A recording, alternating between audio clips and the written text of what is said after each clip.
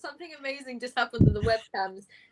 You have no idea why I'm laughing. Hey everyone, welcome to our World Wildlife Fund fundraiser stream, our first game of the day. We're all great. We're all happy to be here. Essentially, everyone, I'm here today. I haven't streamed in a really, really long time, but I'm here to hopefully raise some money for World Wildlife Fund with my lovely players that have agreed to play a game of Trash Powers with me. For those of you who might not know what the Wildlife Fund is, they are the leading independent organisation working towards the conservation and protection of Earth's wildlife. And they're working towards a world where humans and nature can hopefully thrive together. They do a lot of really, really great work, and they're a really, really cool organisation to work with. So we are absolutely honoured to be trying to raise some money for them today. I'm going to be streaming twice today. I'm going to be playing 2 games. One, it's about 4 p.m. here in Britain, which is where I am currently based. One is now, and one is at 10 p.m. until like 1 a.m. So I'm really excited to be staying up that late. But it's all for a good cause, and hopefully we're just going to have a lot of fun. And that will be Fiasco that I will be playing later.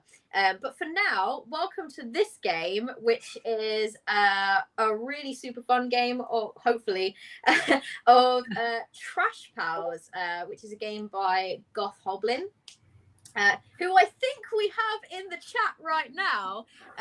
So any questions you have about the game, field them that way. No,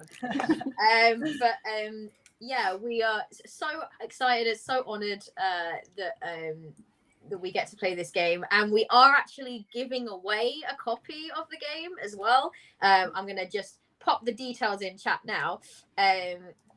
But Goth Hoblin has very, very kindly donated a couple of copies of Trash Powers. So we will be giving one away now, and we will be giving one away in our later game of Fiasco. So please do feel free to enter the giveaway. I have already popped Moobot up. I fixed the giveaway because it did break at the very beginning, but I did manage to fix it with a little help from the lovely Jen Burb, our producer. Without further ado, because I'm rambling now, I'm going to introduce my lovely players who have agreed to come and be on this stream with me. Obviously I'm Kat. I'm the Law Mistress, or Law Mistress 93 on pretty much like all social media apart from Twitch. For some reason I've decided to go different here.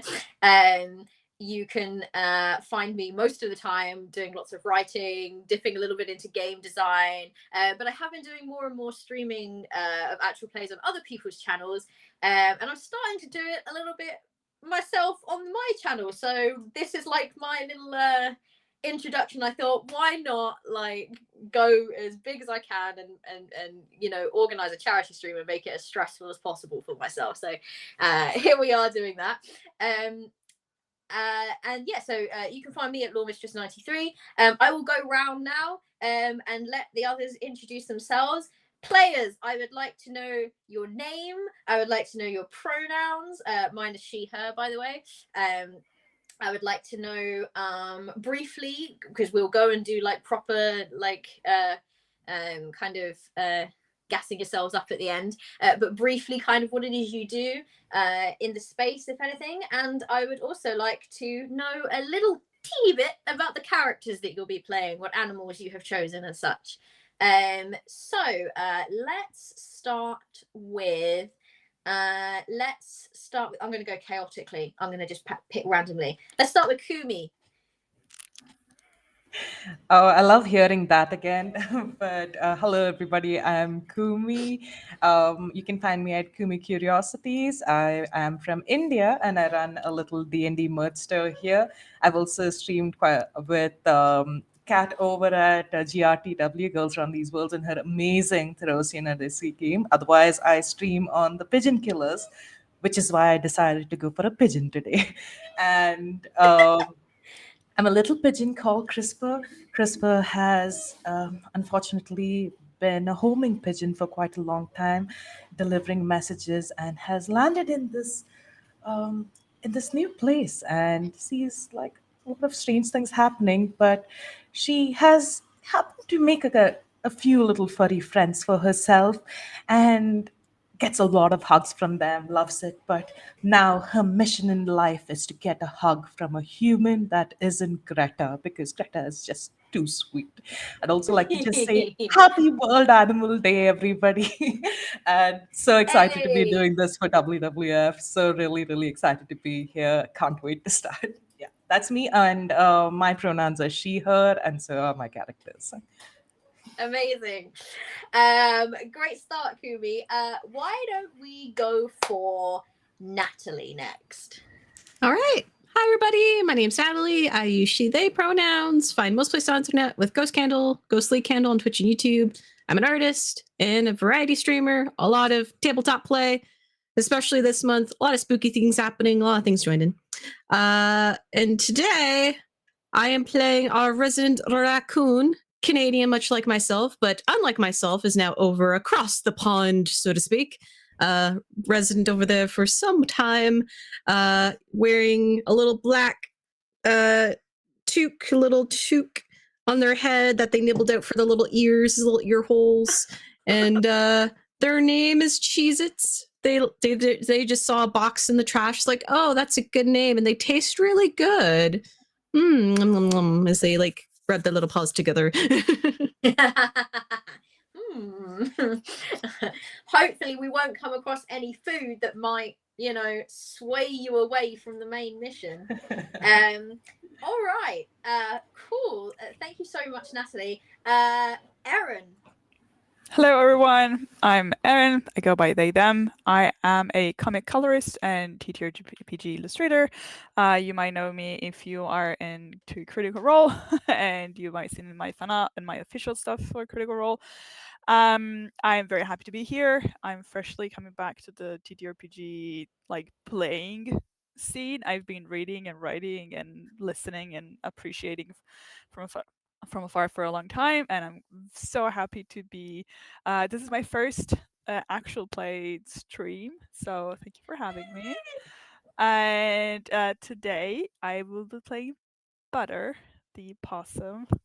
Pronounce he, him, and he's just a little piece of fluffy butter because he's all white and cutesy, but he's very active and he likes doing things and going everywhere, and he just likes butter because everything is better with butter on it. So that's why he chose that name for himself. Yeah, very excited to be here. Nice. Thank you so much for joining us and making this your first actual play. I'm very excited. My first charity stream, your first actual play. I don't think it's just your first actual play. That lets us segue nicely onto Steph. Hello, it's also my first actual play. I'm Steph. I sometimes go by Frey online. My pronouns are she, her. I am a game designer, artist, illustrator, sort of mix. I'm one half of Fistful of Crits. We're a TTRPG apparel and game company based in the UK. I'm playing an urban fox called Cheeto. I promise that's not because it's my favorite snack. Anyway, she is a professional art thief who runs a gallery called Trashe. And she's everyone's kind of weird wine aunt, I think. Kind of happy to help out friends, earn some loot along the way, that sort of thing. But yes, that's me. I absolutely love Cheeto already being the wine the wine friend. All right. Cool. So I can see already that we have already had some donations, which is amazing. So we're already at £33. Thank you. I have set a goal for £250. I've done this for a very, very specific reason, because on the Just Giving sort of like Wild Wildlife Fund page, they have a leaderboard, and there's lots and lots of accounts on there. My goal is to get into the top 10, and I set my sights high, people. And the top 10, the bottom one of the top 10 is at like I think it's £250.01. So I was like, right, I need to see if I can get above £250 for World Wildlife Fund. So I'm not at all competitive. But in case there is anyone in chat that is competitive that might have a little bit of cash to spare, then feel free. We got it in the overlay. You can scan to donate. There's a link if you do not have the scanning facilities on your phone. And it's very, very easy and very, very quick to do. All right. Yeah. So thank you so much for introducing yourselves. Just to cut and sort of joining me, especially those of you that's your first stream. I'm very honoured that you have chosen me to run your first stream or sort of your first live game. Just a couple of things I think that I will just briefly mention. Obviously, Trash Pals is a very light-hearted, very silly game. We're not really looking to touch upon much in the way of potential content warnings, I don't think.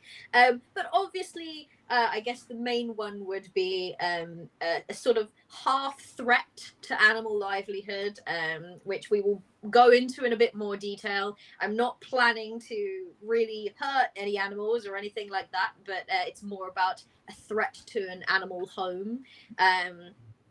And that's really sort of it. There might be some mild sort of slapstick style chaos, but again, we're not going to go dark. As I said to my players earlier, we're not going Watership Down, or Animals of Farthing Wood. That was another one. Did anyone watch that? Animals of Farthing Wood. Yeah, horrific. I don't know if anyone's watched it back like in adulthood, because I watched it as a child, and now it makes me understand so much about why I'm so protective over animals. Cool. So there's that. And obviously as well, I'll briefly mention the giveaway again. Thank you so much, Goth Hoblin. If you just ! And the word wildlife, all as one thing, and you will have one entry into the giveaway to win a copy of this game that we are about to now play. If you see combat rules, Cat must have homebrewed them. Not planning for any combat per se. But I don't know. I can't predict what the players will do. So I will have to just try to manage them as best as I can. Without further ado, then, I think it might be time to get started, everyone, on your furry escapades. And I'm talking about animals, obviously. Okay, so deep in the heart of the English countryside in the county of, okay, I made these as British as possible and I came up with these made up imaginary names. In the county of Gloucestershire lies the pristine town of Waltminster upon Bucksworth. It is well known throughout the country to be one of the most sought after places to live. There are good schools, excellent traffic flow, which now we know we're in a made up game because you cannot find that in England anywhere. Links to the city, and most importantly, it's very pretty. There is, however, one dark spot on Waltminster upon Bucksworth's perfect record. An empty patch of land known as the Void to the locals, because it truly is just empty, save for a few trees and bushes here, there, and everywhere. Every year, the council holds a meeting to decide upon the fate of the Void. On the one hand, it is prime real estate, ripe for the picking. On the other hand, the people living in town hold a strange sort of affection towards a place of such natural beauty. Unbeknownst to the human residents, however, they aren't the only one having a hand in its fate. The animals that live there are tired of these pesky humans deciding time and time again what happens to their home, and they have hand-selected a crew known as the Guardians of the Void, who work around the clock to defend their home and represent their interests. But they must achieve this without causing any kind of undue alarm or drawing too much attention to themselves. So I'm going to go around. And let's go in the same order. So we'll start with Kumi. I want to know, as we sort of start our adventure, a little bit more about your particular character, Crispa, and what a morning might look like for Crispa. What do you think that they will be doing on this very normal day where absolutely nothing will go wrong? So, Crispa likes to wake up quite early, and at the first rays of dawn, she gets up, spreads her wings, looks for her furry little critter friends, and thinks that this is a good day to read a newspaper. She doesn't know whether anybody else can read a newspaper, but she assumes that everybody else is incredibly smart because they know how to use their hands, and she doesn't have any hands. So she's just like, I will fulfill my purpose, and then when I come back, we will all have a huge group hug. Cool. And then she flies off to the city to look for a slice of bread and a piece and a newspaper that's left unintended to bring it back to the others. And also go to, one thing that she really likes to do when she goes on these little hunts is to kind of bring back a little bit of what everybody likes to eat. So it's kind of like, where you'd go window shopping, but she goes dumpster shopping, and she tries to look for a pack of Cheetos and a couple of other things to just bring it back, and some Cheez-Its to bring it back, especially butter. Now, butter has been the hardest for her because everything else she can hold in her claws and her beak. The butter is slippery. So today, her biggest mission is to bring back a piece of butter that won't melt. So you just go on a proper picnic hall Yes. for all of your friends. I'm just picturing just this pigeon just flying through the air with various packets. And she goes like, the early bird gets the worm, and she remembers that. That was punny. That was good. Yeah. The early bird gets the butter.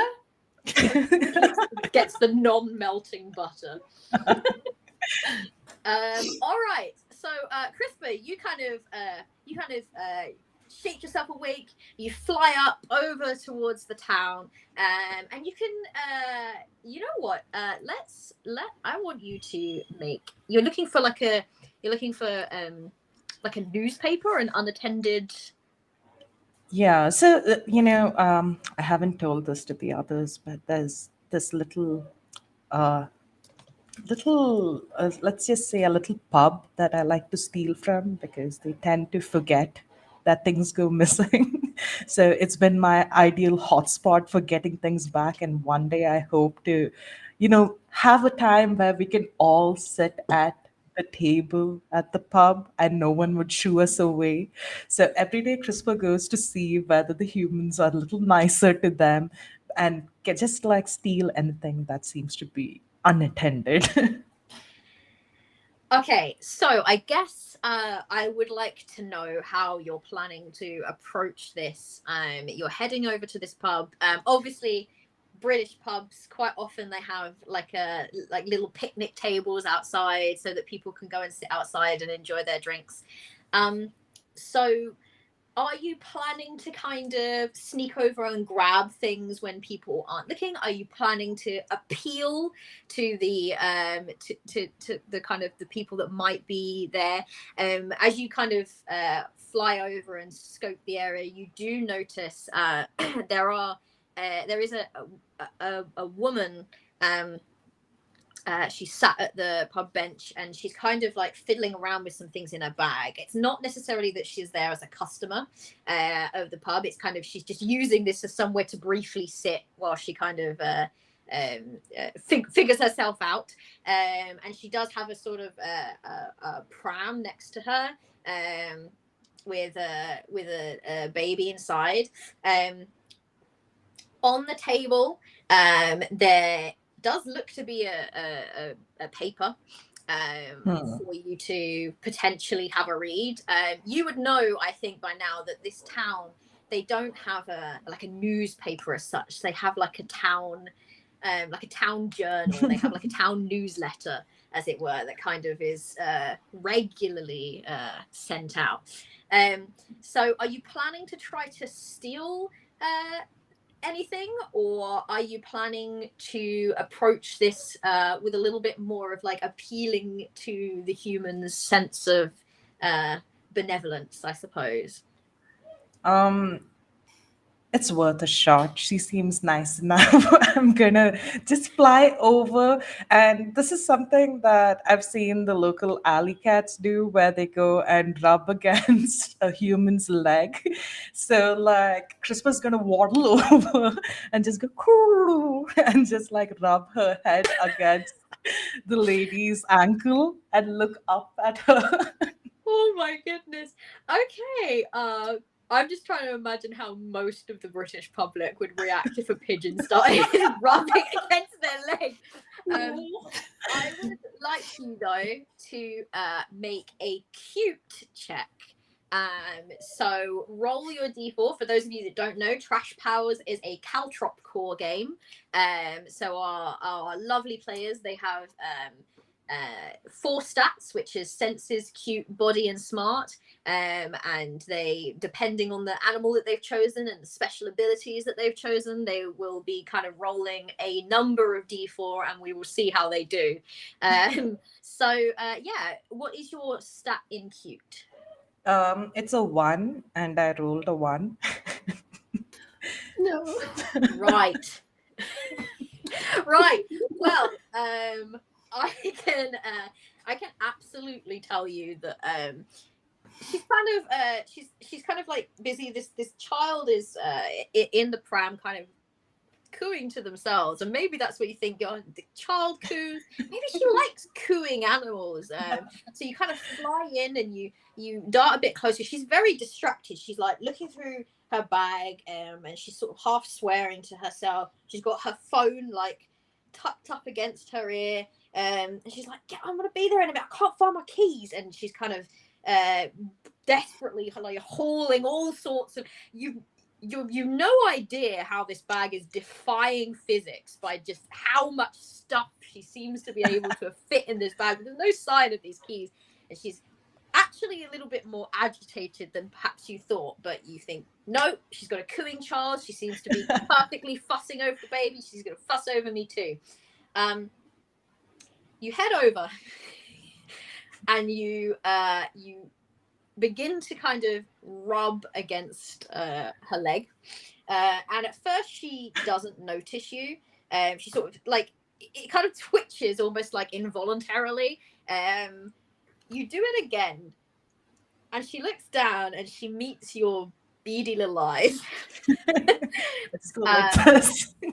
And she absolutely screams the place down. She kind of like kicks out. She doesn't kick you, but she kind of kicks out. She gets up and she grabs this nearby sort of town newsletter, and she starts to she rolls it up and she starts to swat away. She's like, get that, get that! Oh my god, there's a pigeon, it's attacking me, get that! And she just kind of begins to try to swat you away. What are you doing? I immediately fly up, give her a rude side eye, and just to spite her a little bit, I poop on her shoulder before I leave, and and I go back and I think to myself, no, what did mother always tell me? Never go anywhere without the flock. So I go to look for my flock, and I'm just like, now Cheez-Its would probably be able to steal anything off a table. And Cheetos, I mean, they look so good that anybody would just be willing to give. And butter is sleek as hell. Maybe together, finally, today, I can steal a newspaper. So I fly back to look for them. All right. So you begin to head back. Unfortunately, you have no spoils or news to take with you.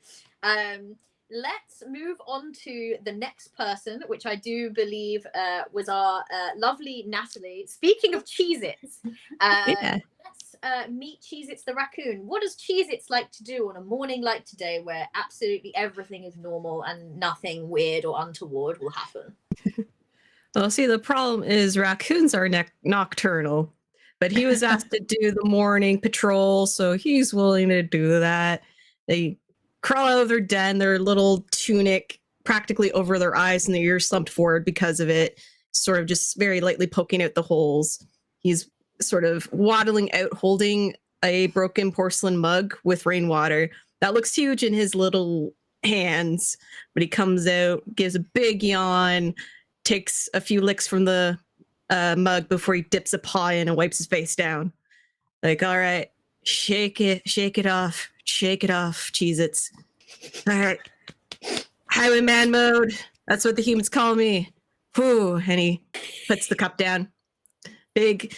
You don't know if it's just pure fluff or if he is truly a rotund raccoon. He's just a ball. Big fluffy tail.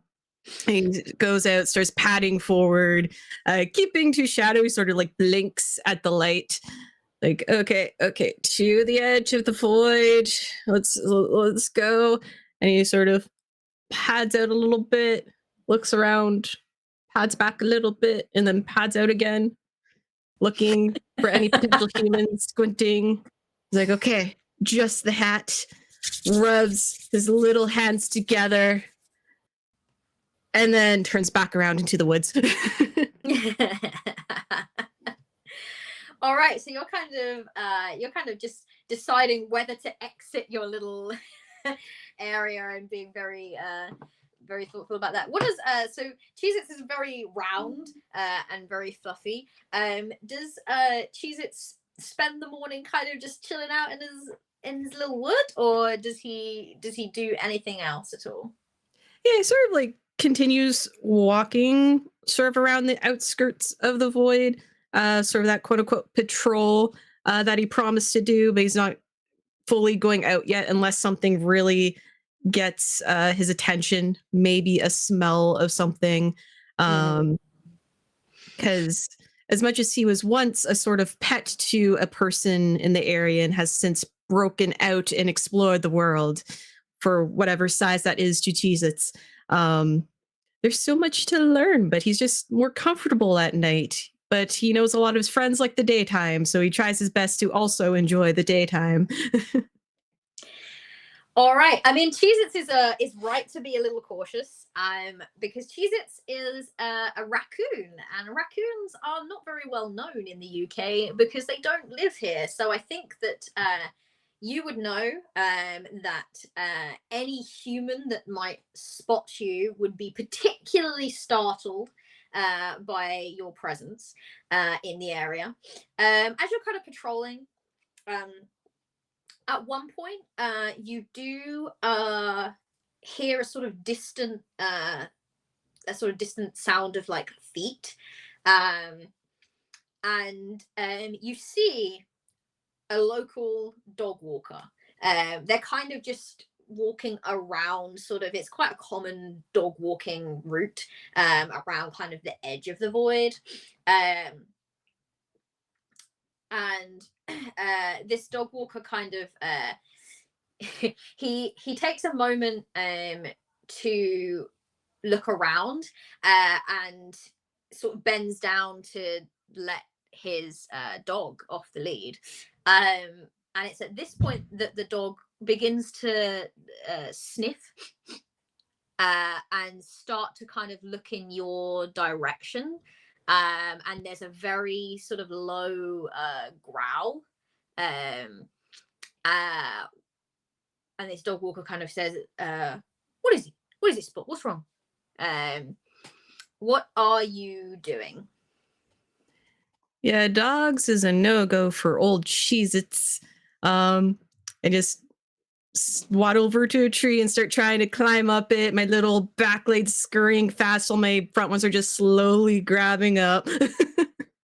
And you do have a pretty good, some climbing ability, I think. Oh no, I'm thinking of a different. You have like the little lock picking, don't you?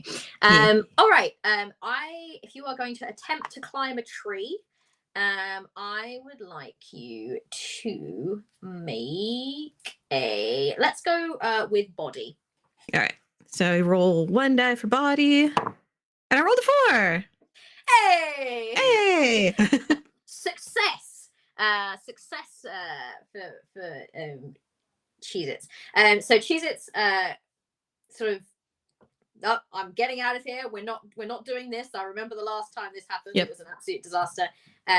Heads over towards the tree, and you do very deftly and very quickly manage to scramble up it. It's a tree that you're quite familiar with. You patrol this area often, so you know the best climbing route for this particular tree, and you kind of head up onto a branch where you know that you will be safe. This dog, immediately as soon as it's let off the leash, it does immediately dart over to where you were in the bush, so it starts sniffing around, and then kind of loses interest, doesn't recognize your scent clearly, and just kind of goes, well, I can't see what's causing that, so it's not my problem. It doesn't strike you as the most intelligent dog, this particular dog, and runs off. And you kind of watch over the course of the morning from your safe perch in the tree as this dog is let off the leash for about 10 or so minutes to do its business, and then heads back to its owner, and off they go. And because you rolled a 4, which is an excellent number to roll, as you go, this man, he sort of fiddles around in his pocket for a moment, and as he pulls it out, a small packet of crisps falls to the floor, and he doesn't realize that he has dropped it and leaves it behind, and that is absolutely your contribution to breakfast sorted.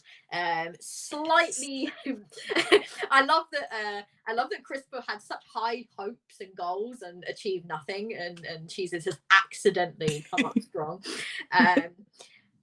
With that, we will move on to Erin. And Erin, yes, tell us about Butter. What is Butter's day looking like? So Butter is also like Crispa is a morning guy. He likes waking up early in the morning. He's very active. He's always like he wakes up and he's full of energy, and so he goes for a little sprint around the woods, and then he does some climbing and he does some jumping, and it's just like a little warm up for his little grabby hands, and it's just like climbs a little bit, and it's just like gets a little bit of that energy out of his little fluffy body. And then he also has a favorite spot that he likes hanging out around. And there's another, it might be the same pub that Crispo went to, or maybe it's a different one. It's just this little pub that is run by this old lady, and it's called Gemma's. And he has discovered this place because he used to go there, like kind of like looking for some food and stuff. And there is the nephew of the old lady that runs the pub, Timmy, and he likes animals, and he has seen Butter, you know, scavenging for some treasures in the trash of the pub a few times, and has immediately, like many kids do, try to immediately become friends with the wild animal that's scavenging through the trash. And Butter was a bit suspicious at first, but then the kids brought up pancakes, and it was just like, the leftover from someone who had like the breakfast, or maybe some bits from the day before, or even something that he was eating. And so that's how Butter has slowly understood the power of butter and how delicious it is. So he loves eating pancakes that the kids bring to him, or like leftovers and stuff, mainly as a way of eating the butter on top, or like whatever has butter on top. So it's kind of like he goes for his little morning workout and run, and then as an excuse to then just have as much as it's provided to him by this lovely boy that just like wants to be friends, and he will happily just let the kid touch him and just give him a little pet, just in exchange for this delicious treasure that is just like the light for him every morning. How old do you envisage this kid being? I envision like probably being, I would say under 12 or 13, so maybe he stops there in the morning before going to school with his parents or someone, or maybe on the way to school he says hi to his grandma and then just heads off. And if grandma needs help with like taking out the trash or something, he helps with that, and then just heads off to his little duties. But it's just a kind of like a little cute exchange and little ritual every morning. That's cute. All right. So we'll call him Jimmy. Jimmy lives with. I'm not normally good at coming up with NPC names on the fly, so I'm actually quite proud of myself right now. Jimmy lives with his aunt, Gemma, who owns this sort of. It's not the same place that Crispa went to. It is a sort of much smaller kind of establishment. It's not like a proper solid British pub, but it's like something is trying to be a little bit more funky and a little bit like more modern and new, maybe a little bit more hipster. Yeah, they do brunch. Yeah, they do brunch.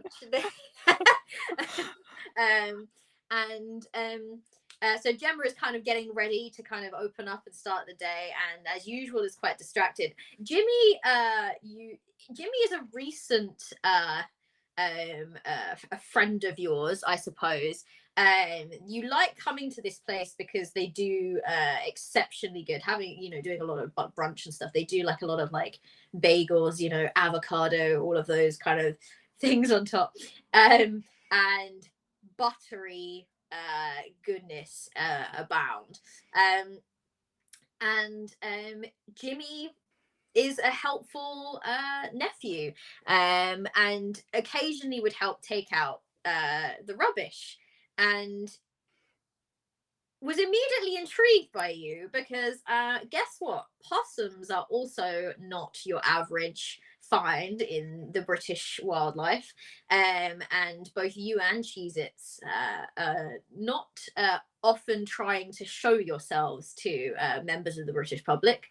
Because I guess what, everyone, the British public like to panic, and they will absolutely, if they see something that they do not recognize, that's getting reported to the RSPCA, best case scenario. But you kind of, as you got a little bit lost in foraging through the trash a few weeks prior, and turned round only to find yourself being stared at by this child who kind of half dropped the bag of rubbish looking at you, and immediately kind of started the conversation with like, what are you, some kind of rat? Dropped dead immediately. Dropped dead.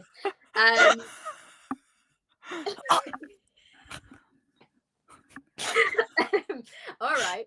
That's what I do. I'm That the trying to possums figure do. I'm trying to figure out if that is. I mean, you kind of immediately dropped dead, trying to pretend to be, and Jimmy picks up a little stick and pokes you. I could. You were just moving. Are you okay? Did I need to take you to a vet? I'll he probably he just didn't seem keeping frightened. an eye open, but like trying to figure out if it's going away or not. And he became quite bemused because I think he kind of realized that you'd gone into defense mode, and he immediately opened up this disgusting bag of trash and started rifling through it and found a little it wasn't buttery, but it was a crisp, and he kind of offered it and like sort of half dropped it next to you, and was like, you kind of built up this bond of over a period of weeks, this kind of weird sort of sense of trust. It definitely thinks that you're some kind of oversized rat, or at the very least maybe some kind of undiscovered species that he can find in one of his big science books that he has, and figure out what you are, and if you aren't, then he's planning to be a sort of biologist when he grows up, and he wants to study. So he's very excited. He thinks he's found something that like never been discovered in the world before, because he's only 12 years old. He's definitely feeding you in the hopes of kind of like studying you further and finding out what you are, and presenting you to the government as his first major find. You kind of go there, and Jimmy is almost kind of like waiting outside. He's kind of looking around, and you kind of come out instantly. And he goes, "Oh, I wondered if you were going to come by. We didn't have buttery pancakes this morning. I got sausage."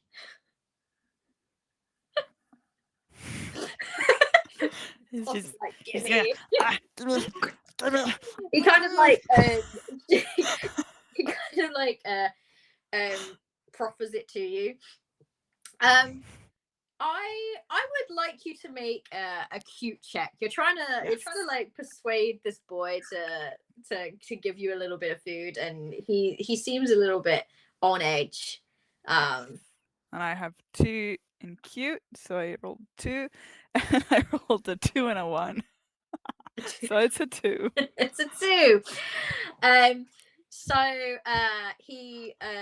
He kind of like proffers it to you, and then at the last minute he like pulls away and eats most of it, and then he starts like, as he's chewing, like, "Oh, that was mean, sorry, here, go on then," and kind of gives the rest of the sausage. And he does as he always does, as you kind of spend your morning with him. He's kind of asking a lot of questions. I don't know if he thinks that you'll just answer one day, like on his favorite cartoons, suddenly the animals start talking. But he kind of is just like, "So whereabouts do you live then?" I would probably imagine that initially Butter is a bit suspicious. It's kind of like, "Oh, what are you asking now?" But just like mind your own. Yeah, at the beginning, it's just probably there for the food, and then probably as the weeks and days go by, he might actually like reply or like maybe like gesture or like kind of like listens to what the kid is saying. Uh, just because maybe one day he will understand what I'm saying for some real reason. If not, it's just company, even if it's a bit. Even if Butter is a bit careful and skeptic at the beginning. Maybe it's just after a while, he's chatting, I'm chatting. Maybe I tell him about like other things that are completely unrelated to what he's asking me about, and I'm just treating it as a occasional therapist. It's like, yeah, I didn't really sleep well last night. Oh, it's fine. And he's kind of asking these like questions. And at one point, he asks and says, "So, do you have any friends or family, or like I can give you more food if you've got more people to." I think Well, I that suppose they wouldn't be people, would they? They'd be, friends. probably it's kind of like when he hears that, Butter kind of looks back at the woods, and he knows he's got friends. He loves his friends; they're fun, and he likes hanging around. But he also is kind of like aware of like the dogs and the things and the people who are not very happy about everyone being there at times. So he kind of looks at the void, and it's just like, and then he looks at his food and he looks at Jimmy and like takes it like a tiny little piece of food, and he gives it back to Jimmy. He's kind of like, you're my friend, so here. It's like, I will share a little bit of my food with you. And then it just goes back to his little thing. You just melted this poor boy's heart. So he just kind of watches, and I think he would notice you kind of briefly looking. He's reading way too much into like, when some people just really read into like what animals do and they're literally just looking around. But he's reading way too much and following your every little movement. And he kind of watches you look back sort of towards the void where you came from. And he looks thoughtful for a moment. And then when you kind of I guess like use your nose to offer this food back in, he kind of looks at you and he goes, well, I guess yeah, I could be your family. I suppose if the meeting doesn't go our way, then you can come live here with me. Do I know what's happening? No, you don't know what he's talking about. And then he'll probably go just continue, like probably not, has no idea what the kid's referring to. So just like, yeah, appreciates the thought, but it's not what he's eating, so it's fine. And he kind of go. Then you sort of hear from inside. And you know this to be Gemma. She's kind of come out once or twice and almost caught you, and you've kind of dived into the trash bags. But she kind of calls Jimmy from inside, and he kind of goes, "Oh, gotta go!" and scampers on in. Leaves behind the little bit of sausage that you proffered, but the thought was there. And I guess you probably just sort of head back to your friends. Yeah, I'll just stuff whatever is left in my mouth and just like, I'm not taking any of it for them, I'm eating it all for me. And you head back to the void, and we will move on to Steph. Tell me, what is Cheeto doing? Cheeto had a business meeting last night with a raven called Crow. And she, I think, has woken up this morning. Just next to the pub, there is like a cottage garden. And she's had a rather boozy night of tucking into the fermented apples. She kind of wakes up with a bit of a start, like looks around. Oh, okay, I'm here, I suppose. Right. And I think she will get up, shake herself off, make sure her tail is nice and fluffed, maybe brush against the rose bush because she's, so fabulous and needs to get rid of the smell of all that, booze. And I think she she knows that there's a couple here that have a particularly really nice trash can offering, and it's a Sunday, so they've probably had a really nice roast chicken dinner that she could maybe take a little pause into for breakfast. So I think she's going to head round to the side of the house and kind of sniff out the bins and see what's served up for breakfast dinner. Amazing. How are we approaching this situation? Are you and this couple on good terms, or is this definitely I'm getting over there in as sneaky a way as possible to scout out the situation? I think I'm basing this off, stuff that I know, but I think they feed her, they leave food for her to try and get her to come close, and so they're like, oh, the fox likes us. They're that couple. Yeah, do you know what I mean? And I think she's like, you are one of many. I am that person. Yeah, you are one of many families that I will dip into for my meals and business meetings. So I think like they're friendly as long as she doesn't get too close. I think maybe they have like pet cats or something that sometimes will be outside. So it could go either way, So it's a little bit of a like, is the cats around? All right, so you're kind of approaching with good intentions. I think you're approaching with yeah, I'm gonna go over, say hello to this couple, they'll be expecting me. Yeah, I would like you to roll then. I would actually like you to roll for senses so that you can figure out kind of the lay of the land, and if you figure out what or what isn't present in the garden waiting for you. Okay, so I've got +2 to senses, so 2 dice. Yeah. 2 4s. So you start off with, so you have +2, did you say? Yeah, I've got +2. So I start off with +1, and then I got another one from. Because you start off with a base. You start off with the base stat of 1, and then you add 1. I get it from being a fox. I will check. I think you get it from you get +1 from being a fox. And what is your special talent? Oh, problem solving. Problem solving. Okay, yeah. So you have two dice, and you roll 2 4s anyway. Yeah. So this conversation is actually moot because you roll 2 4s. No, it's not moot. It's good to check these things. Cool. So yes. So you get to the garden.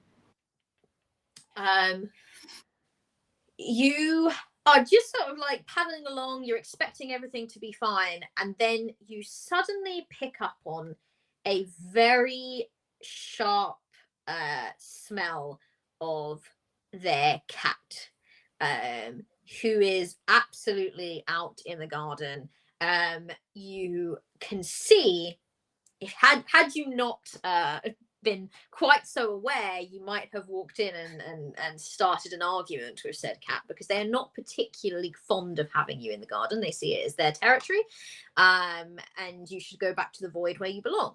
But you notice that this cat is there. They are not in the area where said fermented apples will be found. They're kind of quite close to the door. They found this particular sort of sunspot where the dappling of the light comes through the apple trees, and it's just focusing all of its warmth and goodness onto this particular spot, and it is their favorite sort of napping spot. And they do seem to be in a, I wouldn't necessarily say asleep, because you did roll a 4, so you know that they're not asleep, but they are in a relaxed enough state that they are not paying as much attention as they could. So you could attempt to nab some apples without them noticing, but there will be no interacting with your favorite couple today. That's fine. She'll give them a wide berth, her business is hers, their business is theirs, but she is leaving this garden with apples. And because you rolled a 4, I'm not going to make you roll for it. I think that you do manage quite easily to pick up an apple or two. It's sort of slightly mushy, gross, but tastes absolutely delicious to you. It's easy. And this cat kind of just like stretches out and yawns and goes back inside. With your with your 4 roll, what you can hear is the reason why the cat is outside is the back door has been left open. And you can hear in the living room the couple are kind of clattering around there and kind of doing their thing, and they've got the TV on quite loud. It's their favorite thing to do, much to the aggravation of the neighbors surrounding. Their favorite thing to do is to just kind of, as they get breakfast ready, turn on the TV in the living room and put it up to like absolute full blast maximum volume, so that they can still hear what's going on. And they are those neighbors, and they have decided to do this at sort of what like will be like 9 a.m. So disgruntled neighbors abound, I'm sure, but they have got this TV on quite loud, and it does register in your attention. This newscaster is kind of like talking about things happening in the area, and just as you're preparing to leave with your bounty, the cat kind of gets up and makes a movement to go inside, and it catches your attention, and you kind of look to see, are they coming over here, are they about to start something, and you are drawn to this newscaster, and you see they kind of are talking about kind of things happening in the area, and he says, and finally, the local council have decided to reschedule their meeting on what will happen to the void. So the meeting will be held this afternoon. And you are a member of the void. Do you think that Cheeto has ever done any sort of guardianing of the void before, or is this you a new recruit?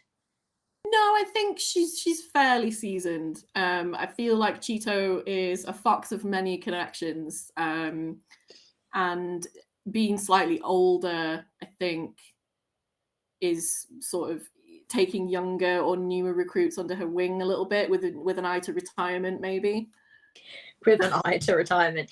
This catches your attention, and you will know the faces that appear kind of on the screen very well. You recognize the void's beloved Greta Homberg, who is kind of so local eco warrior is sort of stamping down, and there's a sort of small caption of her previous speech from the year before about how important it is that we preserve the wildlife. And then you will also recognize Richard Gold's face appearing on, and he is once again, and somebody has kind of had an interview with him, and he's kind of almost like as if they've interviewed him just now. And he's just like, we're very pleased with the result, that we could absolutely get this meeting rescheduled. I think it's so important that we discuss these issues as soon as we possibly can. And he's kind of going on, and what you get from this is this meeting has been rescheduled. It's happening today, and this is a win in some way for the nefarious Richard Gold. He seems pleased about this. He's happy that things have gone his way, so you are welcome to do with that information what you will, but that's concerning. She is concerned. I think she had plans to sort of scrape around for the morning, but I think now, hearing that, she's going to hotfoot it back to the void, share what she's got, and make everyone aware of what she's just heard, because she's got a job to do. All right.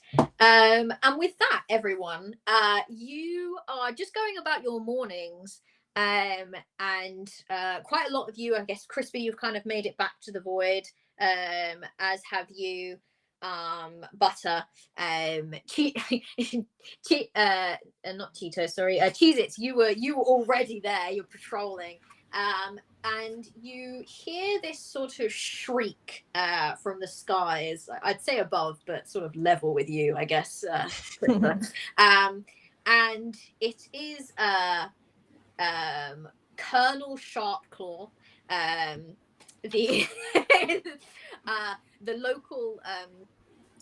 local kestrel, who is kind of, he scouts the area quite often, and he is a seasoned veteran of the Guardians of the Void. He is retired now, but he considers himself a sort of mentor figure for future generations, and he essentially screeches out and sort of says, Guardians, gather! Again and again and again. Am I playing off Avengers Assemble? Potentially. Everyone strikes poses. Yes. And yes, so, and you would also hear, even from as far away as you are, Cheeto, you will hear this kind of like this screeching from probably someone who is a pretty good friend of yours at this point. They're a veteran, and you consider yourself seasoned, so you're definitely on their level in terms of the experience and things that you have in defending your homeland. And you are welcome to gather in the Guardian's meeting spot. He sounds quite urgent. It sounds like an urgent call. All right. We're on. Making a way. Cool. So you kind of get to this meeting spot. There is there is like a sort of like, it's almost random in this entire like void vicinity. There's no sign of any real like human anything except for this like one bench and bin next to it. But it's just like in the middle of nowhere. It makes no sense in the placement. It's not overlooking a lake as such or anything like that. It's just sitting in the middle of like, I'm just drawing on all of my experiences of British things. Just like you can literally be walking through a field and you just come across a bench and you're like, this is here. So there's no sign of any real view. It's just kind of pointing toward, in fact it's pointing towards the backs of buildings, so it's really just pointing towards the skips of sort of various businesses and things. But it's a good like little meeting point, and there's quite a few bushes around it, and Colonel Sharpie kind of like circles round and he kind of lands on top of his usual sort of like spot, which is on top of the bin, and the bin is it's empty. No one ever comes and sits out here, so it's the most disappointing bin in all of your professional careers of scavenging. But he kind of sits on top of it, and you kind of like will get up, and who sits where? Do you sit on the bench? Do you kind of stand on the floor? Where do you think that you position yourselves? For CRISPR, I think CRISPR would come flying down and go immediately to Cheez-Its, being like more kind of like that older sister over there, and just lands on like her back and goes like, CRISPR didn't get anything again. Boo hoo cool.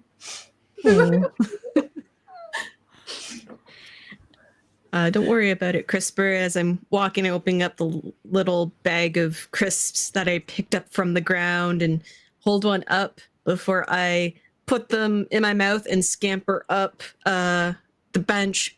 For a moment, my legs just suspended, running and spot as I'm trying to get myself up onto the top, and then I take a proper seat, my little feetsies hanging off the edge.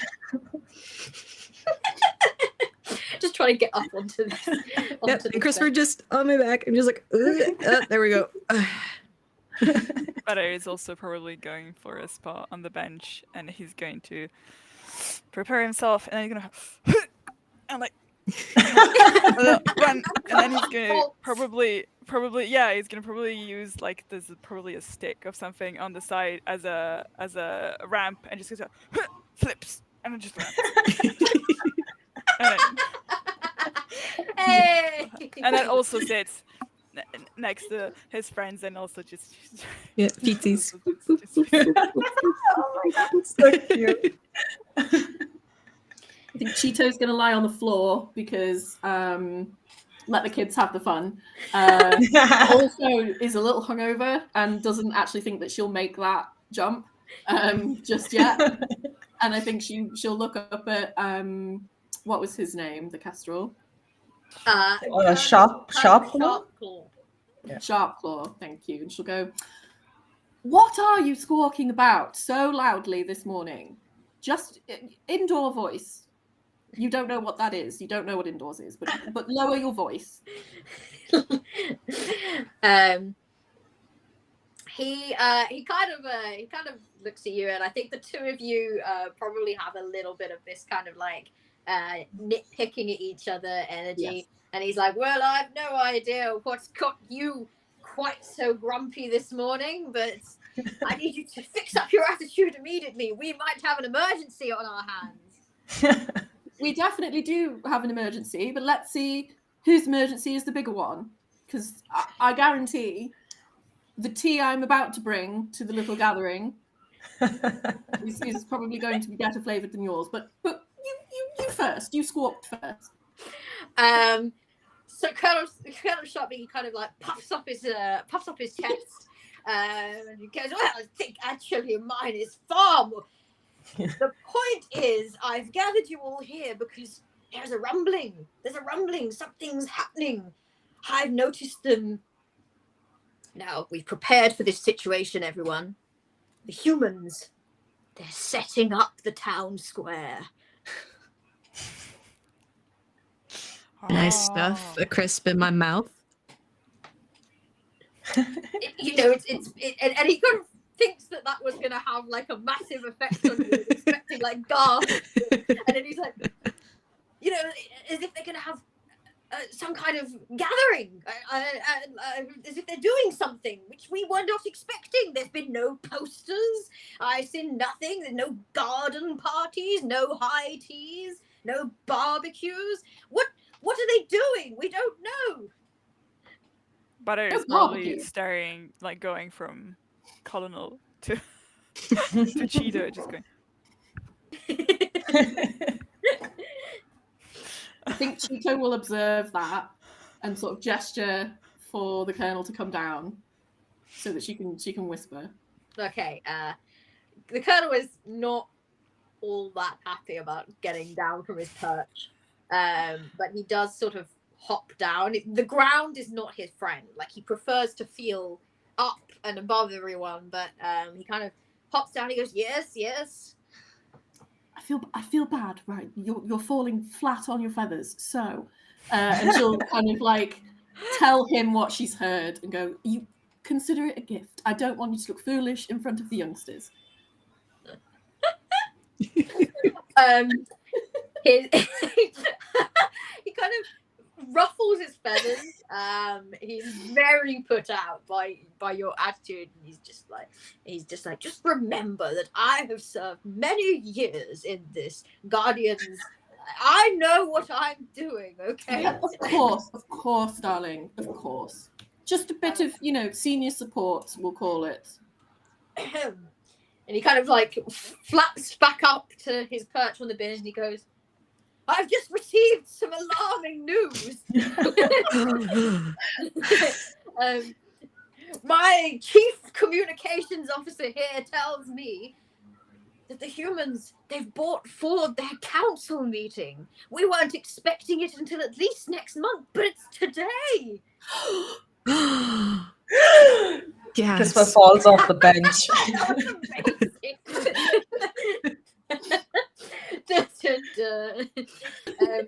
And he looks a bit more pleased with himself. This is the reaction he wanted. Yes, alarming, I know, but not something that we can't face. We will have to. We're less prepared than we'd like to be, but I have no doubt that all of you well trained under my. Then he kind of catches Cheeto's eye and Cheeto's watchful eye, and I have no doubt that we can achieve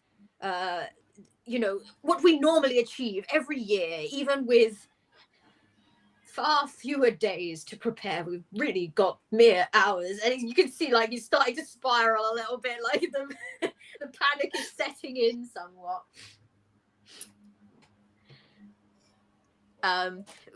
Any bright ideas? CRISPR comes over and goes like, Madam Cheetos, does that mean we fight? Be right back, just writing in some combat rules for this guy. I saw some good ones in the chat before. Maybe people feel like a hospital visit. CRISPR, no, we don't do that. No, we're much smarter than the humans, you see. We were here before them and we'll be here long after them. What you have to do really is, what we're going to have to do is come up with a plan. But fortunately, we're all very clever individuals. So we'll be fine, darling, we'll be fine. Have an apple. Take the edge off. Just like pecking at the apple. And goes like, and as he starts like, as she starts pecking at it, she goes like, can we petition? If we all put our paw prints on a sheet, I can deliver it to them. Maybe they'll know we really want this place. It's our home. And I love the passion and I love the energy. I just think that maybe we need to workshop that. I think, yeah. I think that Beatrice or Cheeto would absolutely have the sort of the know-how. A few things about humans. One, they like quite often to observe they like nature when it serves the purpose for them, when it looks pretty, and when it's interesting for them to watch. They don't really like to be directly interacted with by nature, and they certainly would be frightened by animals being clever enough to come up with some kind of petition that would start, animal control might be called in, and that's sort of something that is very scary. The Richard Gold has at certain points called in animal control with the hopes of foiling. I feel like he's that villain that knows that the animals are a lot cleverer, but doesn't want to look like he's slightly he wants to look sensible and serious, so he can't tell everyone else, and the animals know what they're doing, so he's that one villain that knows exactly, like he's the big dastardly type villain that just knows, like, that blasted pigeon is just so I know you're watching me from up there. But yes, so as much as, like, I mean, I think Greta would love that idea of just everyone getting together a petition, but it might not help Greta's cause if she presents an animal that just looks like it's got a few paw prints and things on it and goes, the animal signed this. I don't think that she would be taken quite as seriously as Chris was hoping. Yeah. But I love the energy, darling. CRISPR has failed again, and then he just she just walks away. It's not a failure; it's a starting point. Come on, I've been doing this for a long time. What do you think we should do? I look over to Cheez-Its and Butter and go like, both of you went to the town too today, didn't you? Yeah. I didn't see anything different today. Sausage. Sausage is good. Usual. But yeah. I mean, maybe, do we know what they want to do or what? I think that you would know that normally the way that these kind of go is you want to try to find ways of making Richard Gold look as foolish and embarrassing him as much as possible in front of the townspeople, and making Greta look as good as possible. You want to do it in a way that isn't obvious that you have all been involved. And at this point, as you're kind of all discussing and having a little discussion about what you might do, from behind the bin, you had no idea that they were there. Two recognizable to all of you kittens. They're not very young kittens. They're kind of, I would say they're probably like about 1 or 2. They're kind of like, they're getting into their adulthood, but they're still probably considered kittens by a lot of the humans. Teenage rascals. And they're both little black cats. One is called Tip and one is called Toe. And they live in this strange sort of void space, I guess you could call it, where they are stray cats. So they don't have human owners. But they are accepted within the human spaces because they are cats and people expect to see cats around a lot. So they kind of mix up their time between sort of hanging out in the void and being in the human spaces. And Tip kind of winds his way around the bin, rubbing up against it because it's kind of like that nice like warm feeling where it's kind of in the sun, it's like heated up the plastic a little bit, and he kind of says, well, I might have an idea.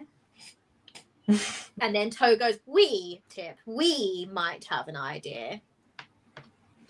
And Buttersburg is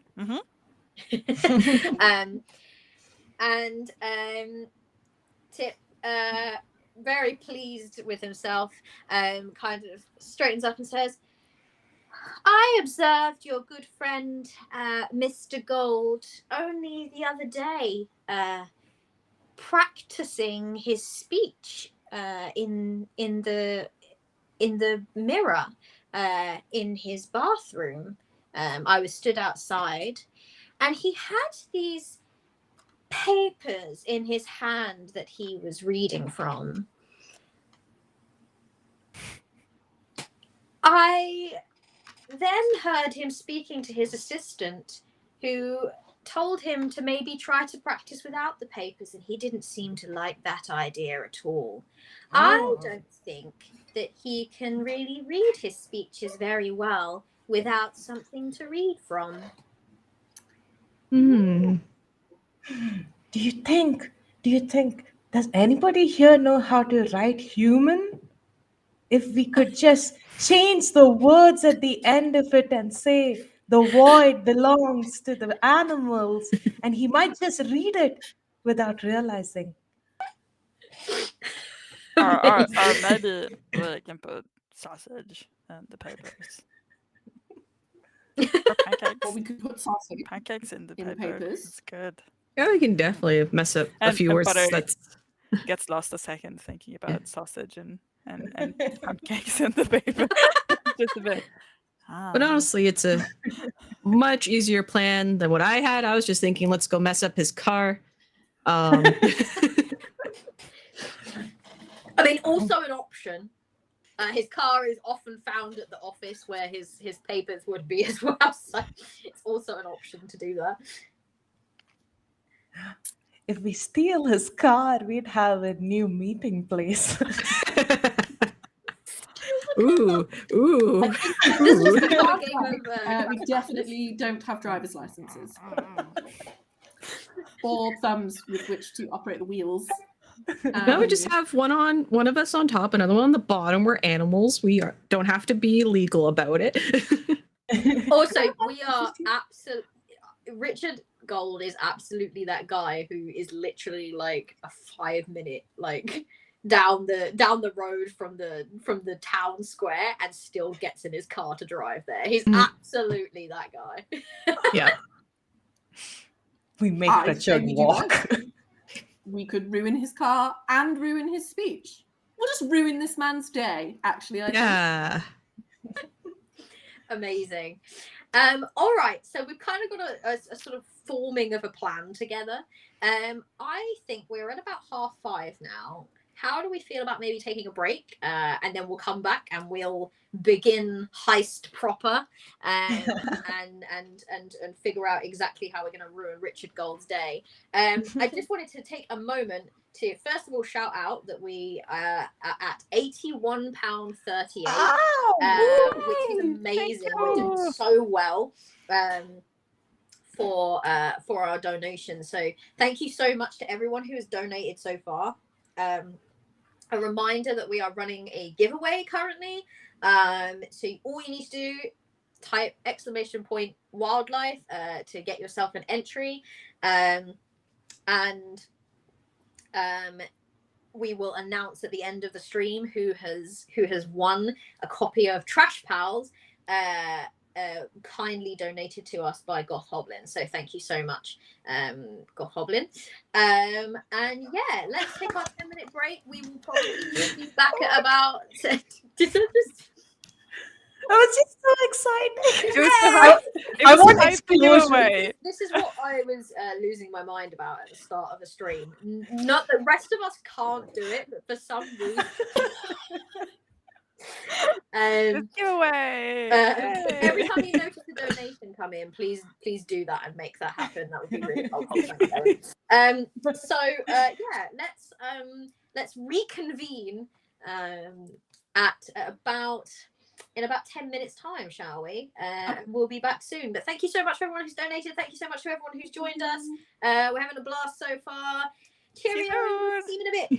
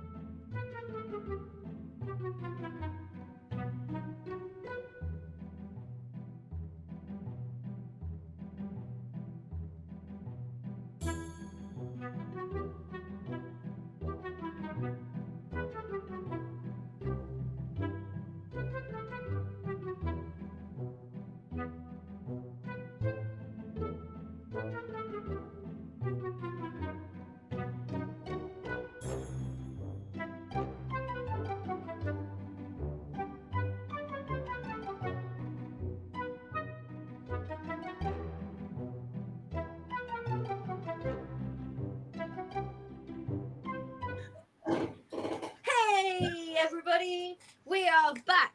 Amazingly, we're back like basically right on time, which is, if you know me, very rare. But so hey, welcome to our stream. If you kind of joined while we've been away, we are here. Thanks, Jen. With love, but thanks anyway. We are here raising money for World Wildlife Fund today by playing playing a couple of games. This current one that we're playing is called Trash Pals, created by Goth Hoblin. I'm absolutely fascinated as to why your cat is letting you do that with the tail and not like, yeah, Millie would be going would not enjoy that at all. Yeah, we're raising money for WWF. We've already got a third of the way in our donation goal, which we're exceptionally excited about. So thank you all so much, anyone who's donated already. And if you're here just supporting, also equally as appreciated. Please spread the word if you're on social media or anything. I've tweeted about the fact that we are live. You can find me at LawMistress93. There'll be a lovely post there. If you could possibly retweet and like and things like that, we would love to see people coming along and giving us a watch.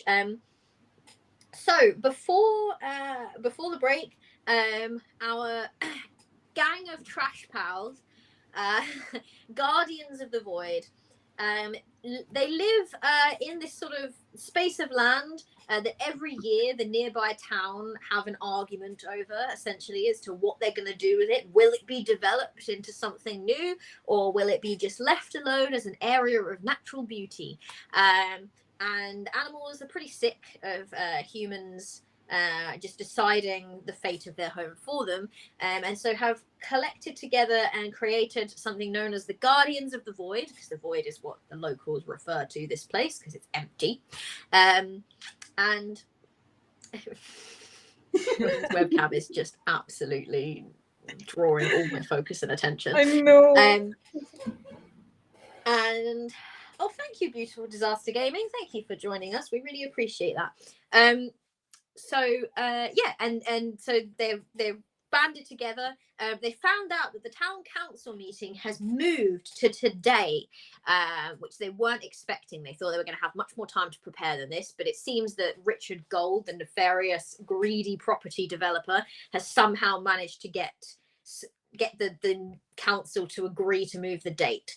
So now they've had to come up with some very quick ideas to try to stop things going in Richard Gold's favor.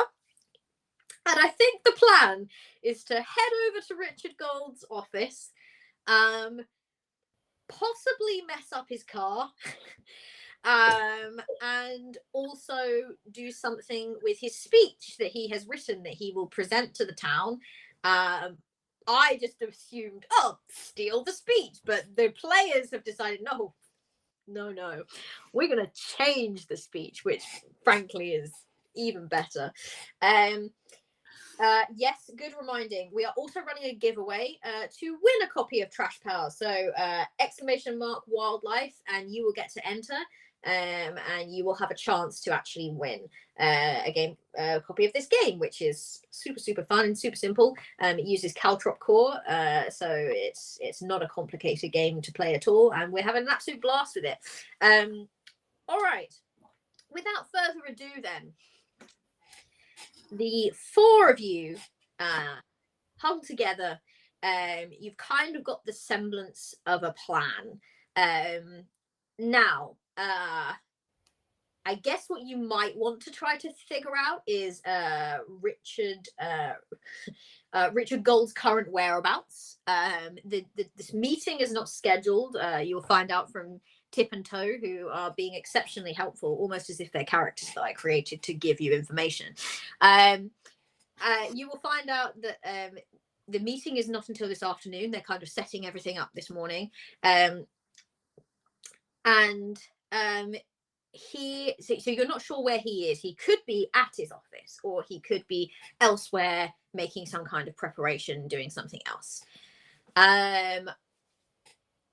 It's a good idea probably to scout the area. It it's a possibility to also maybe try and find out a little bit more information of what you might expect at Richard Gould's office, some threats or some things that you might have to get around. And you can then figure out what you're going to do. So I will take it away with you. What is it that the next moves, do you think? I think maybe so in the like starting to prep, maybe we can so we're trying to figure out what we're dealing with. I don't think any of us are particularly familiar with Rachel Golds's house. So maybe if we can like maybe CRISPR, you can have kind of like a round of like surveillance from above and see if there's like dogs or like any other things. What are you doing? Sorry. Yes, CRISPR is playing a pigeon. CRISPR is a pigeon, so you do have aerial reconnaissance as kind of your main ability that will allow you to roll and see if you can figure out kind of some of the things, the lay of the land. Anything else? Well, CRISPR can go up. CRISPR can go up and form a pigeon patrol, and then CRISPR and pigeon friends go around and scout it out. And then before Richard takes his speech, we can take a poopy coo on his event. Right. That sounds fun, actually. Okay, poop on Richard. That's one of the goals. I'm building a list. Okay, so or also mid speech, kind of like yeah. to startle him as he's Right in talking, his hair. like just being pooped like on the head or on the shoulder. It would be incredible. So are we planning to poop on Richard Gould as he's about to make his speech? Is this at the end of his speech when he realizes it's all going wrong? Yes. Okay, I love that. Okay, perfect. Okay, so we're gonna do some reconnaissance, and then we'll have to get in the house. So, how are we on that? Who's good for this? Jesus has some experience breaking into houses because that's what he does at night when all the humans have no idea of his existence.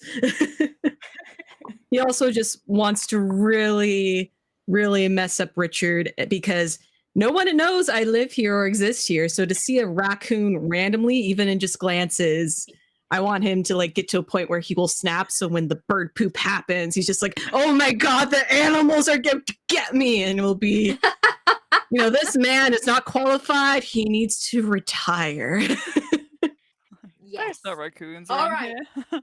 Okay, so what I'm getting from this is the aim is definitely to just make Richard look like. Has anyone ever watched Doctor Who?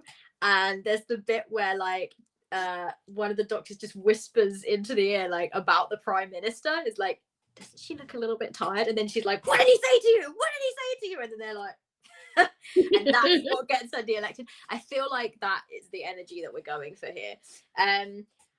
All right, I think so.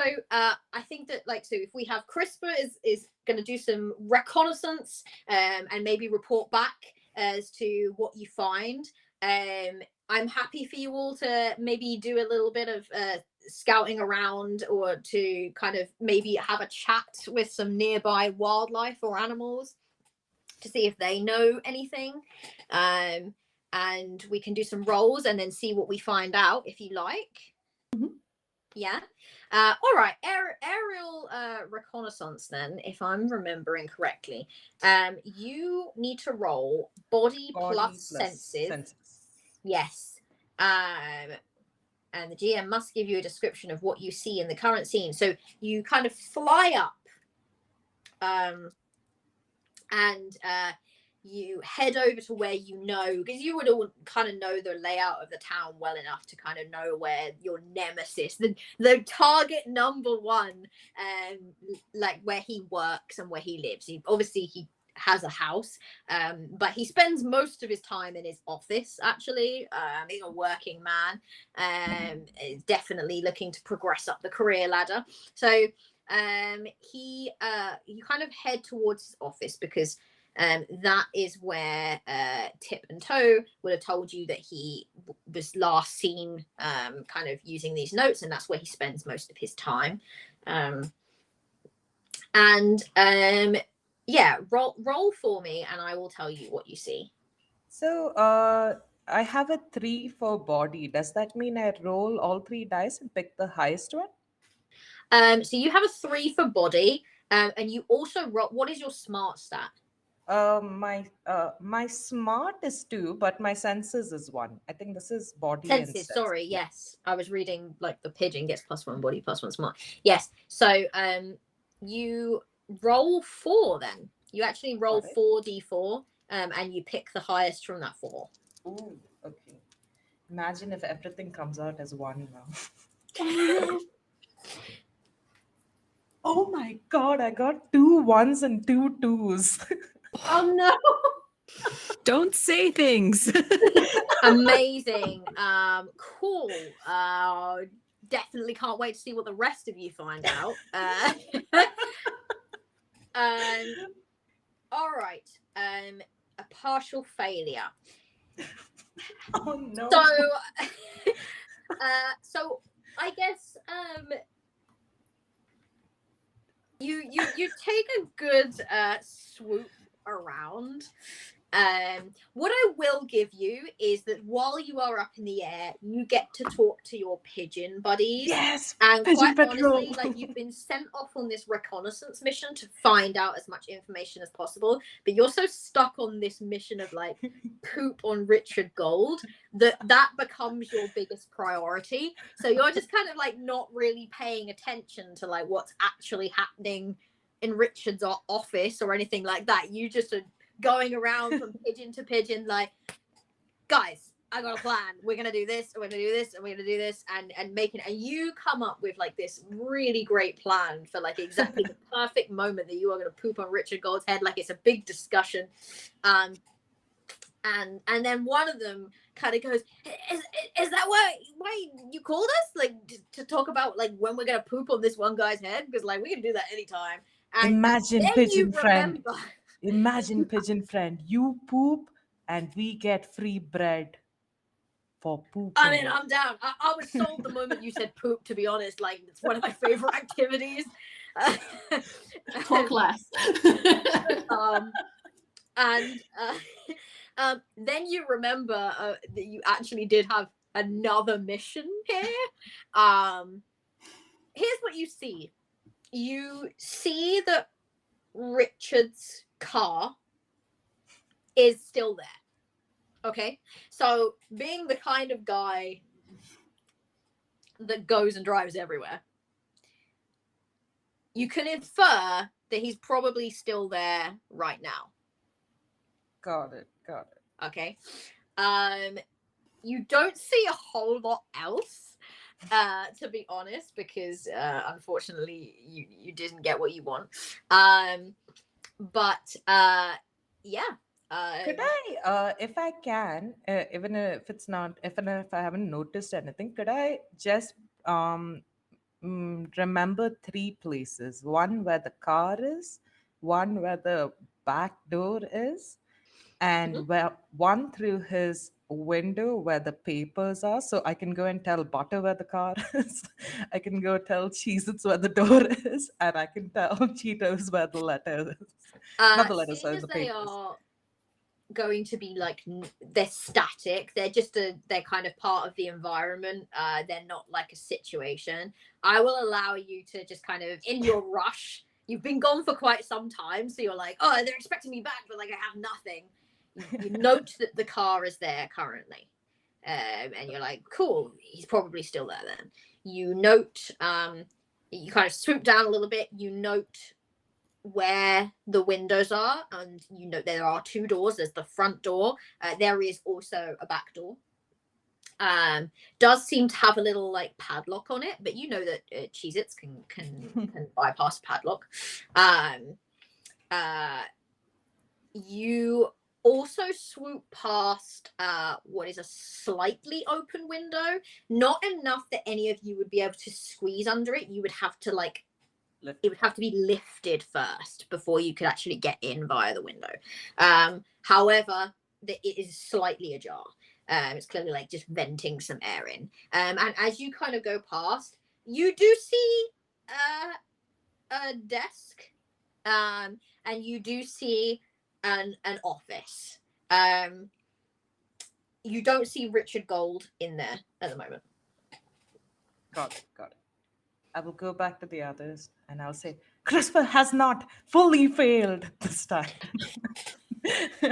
And Yay! I have brought 10 more pigeons to our cause. And I look at Colonel Sharpclaw very proudly. Aww. Excellent, Nice. excellent work. Excellent work there, CRISPR. I knew that a member of the Winged Brigade would not let me down. And then leans forward. What did you find out about the office? That's the most important part. The office is still there. The car is still there, but Richard is not there. Right. Okay. Okay. The office has not moved. Good to know. Good to know. Very important. You can see there's an edge of disappointment to this. Good to know that the car is still there. You say. Yes. Oh, that And fellow the window drives the everywhere. window, the window to his study is a little ajar. Oh, and Cheez-Its, there's a padlock on the back door. Time to wash my paws. Tip and Toe, at the moment that you said the office is still there, fully just rolling their eyes, like they're just like clearly reconnaissance is not your strong point. And they're just kind of, but they've found a very comfy spot. They're both loafing. You can't see any paws. They are just a perfectly round circle of fur at the moment. They've gotten very comfortable. Is there anyone else that wanted to do anything in sort of preparation for advancing upon Richard's office? Yes. Sorry, that sounded so ominous. That sounded sinister and ominous. Yeah. I'm very excited. I think Cheeto knows that the quickest way to get humans to do something is to make them think other humans are at fault. And that kind of takes them off the tail of the animals, so to speak. So I think she's got 2 points here. She wants to mess up this guy's car and make him think it was other humans, because that's a distraction that takes the heat off us, where we can then go in and do what we need to do properly. And two, she wants junk for her art gallery. So, you know. So we're stealing a wing mirror? Yeah? Okay. Yeah. All right. Yeah.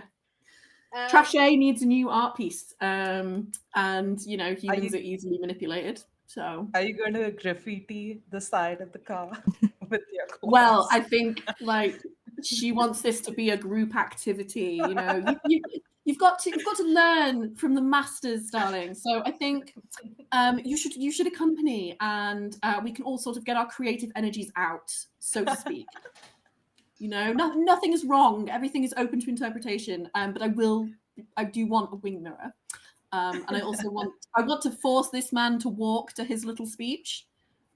So we're going to have to pop the tires then, aren't we? Yeah. All right. So I don't know. I feel like what you would probably think of this, and what maybe Colonel Sharpclaw trying to, you know, also show off that he is a veteran and knows what he's doing, is going, this could actually be a perfect opportunity.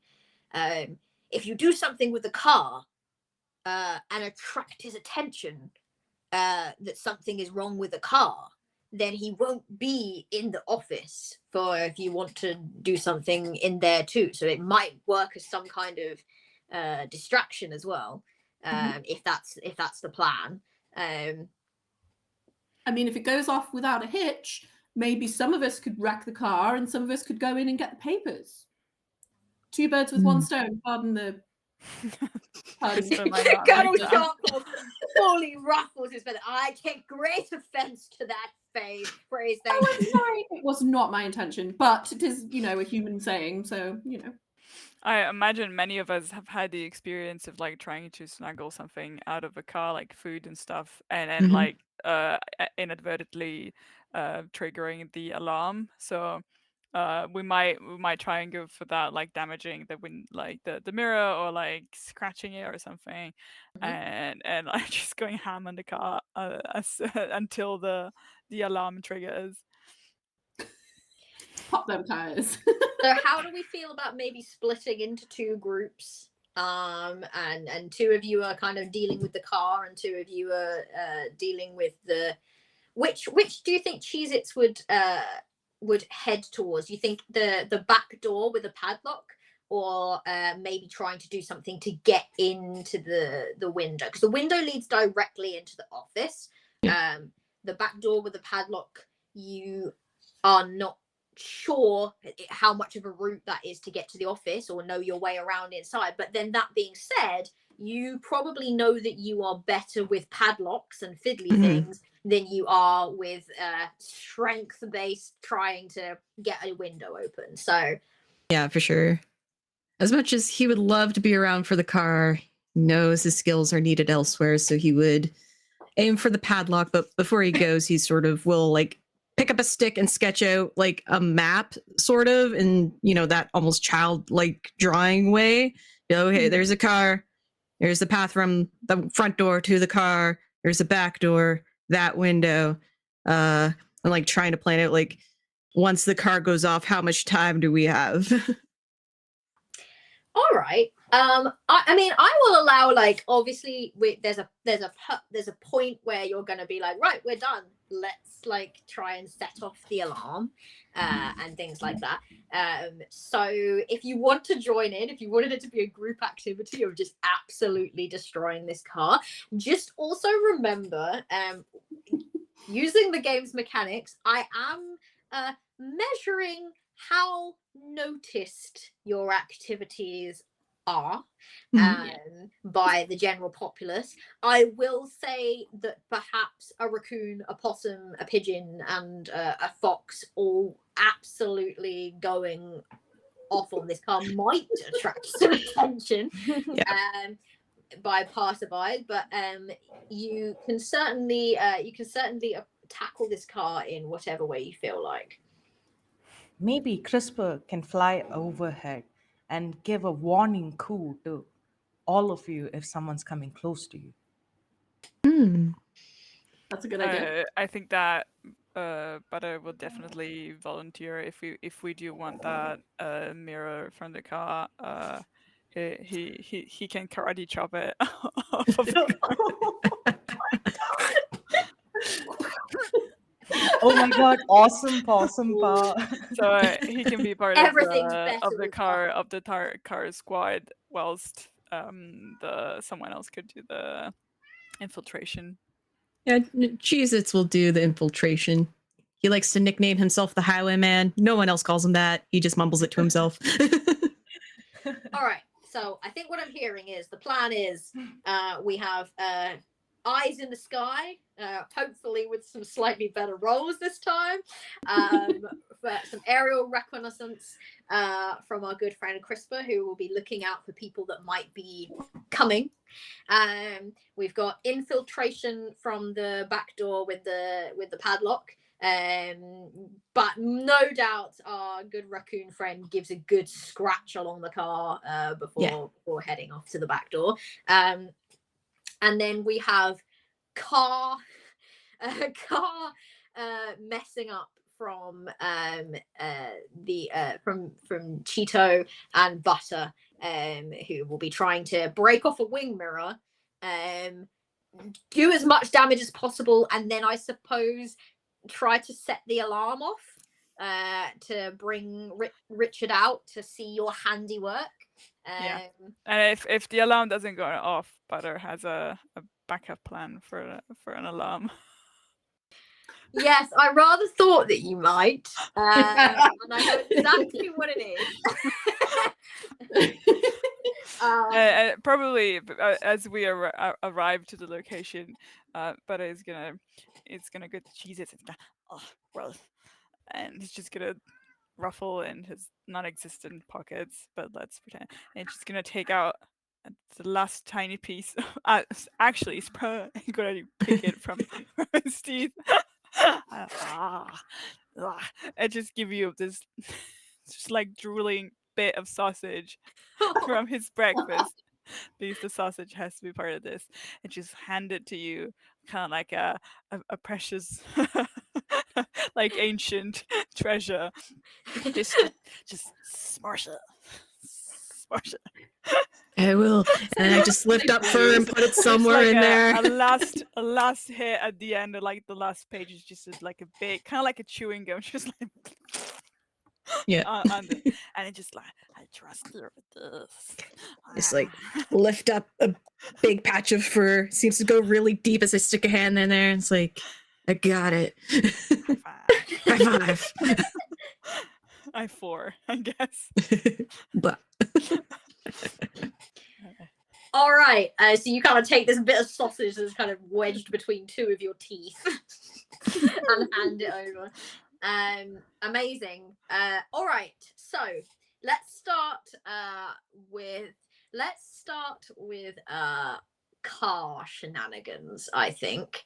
Then we'll head to aerial reconnaissance. And then we will head to, hopefully, if everything goes off without too much of a hitch, infiltration. Car things. So you're trying to pull off a wing mirror for an art gallery, for Cheeto's art gallery. So I guess, are the two of you doing this together? Yeah. I imagine so. Yeah, I think that teamwork. Yeah. What's What's your body? I'm Both of 2 you. buddy. 1. Okay, I will allow. I don't. how are these effects Every so happening? often, I generally Erin brings like a party to their webcam, and none of us know how no idea what this doing is. it. Oh my god. That was from like that. I did this. Oh, I think I have to smile. Oh I my think if I God. don't smile, maybe our smiles are not particularly good smiles. I don't know. I know it works anyway. It must There be you go. something. It must be something in the settings. I think. Yeah, it must be. That you have turned on. It's this thing And- that it's the first time that I use and somehow has decided that it's fireworks. But anyway. All right. Yes. So you're trying to pull off this mirror. So I will allow, because you have the highest body butters, I will allow you to roll, but you may add 1 extra dice because you are because you are getting help. Yes. All right. Let's see. I rolled 3 4s. Oh my god. I don't think you can see them. But Oh my 1, god. 2, and 3. Oh my goodness. Well, better than the 1 and 2 that I rolled earlier. I feel like this is just like A little bit, yeah. a triple nat 20. Like this is just like a Good dice. Do you know what? Because you rolled so well, I'm going to allow you to tell me how it happened. Okay, so let's see. So probably because of course, he's a little strong bundle of fluff, but he's not that strong probably. So what we could do is maybe like in cartoon physics and stuff like that. If Cheeto is okay with that, we could maybe like we can build some kind of like a little like a ramp thing, and then like Cheeto like back kicks me off the ramp, and I kind of like propel myself to the to the wind mirror and just go or like kick it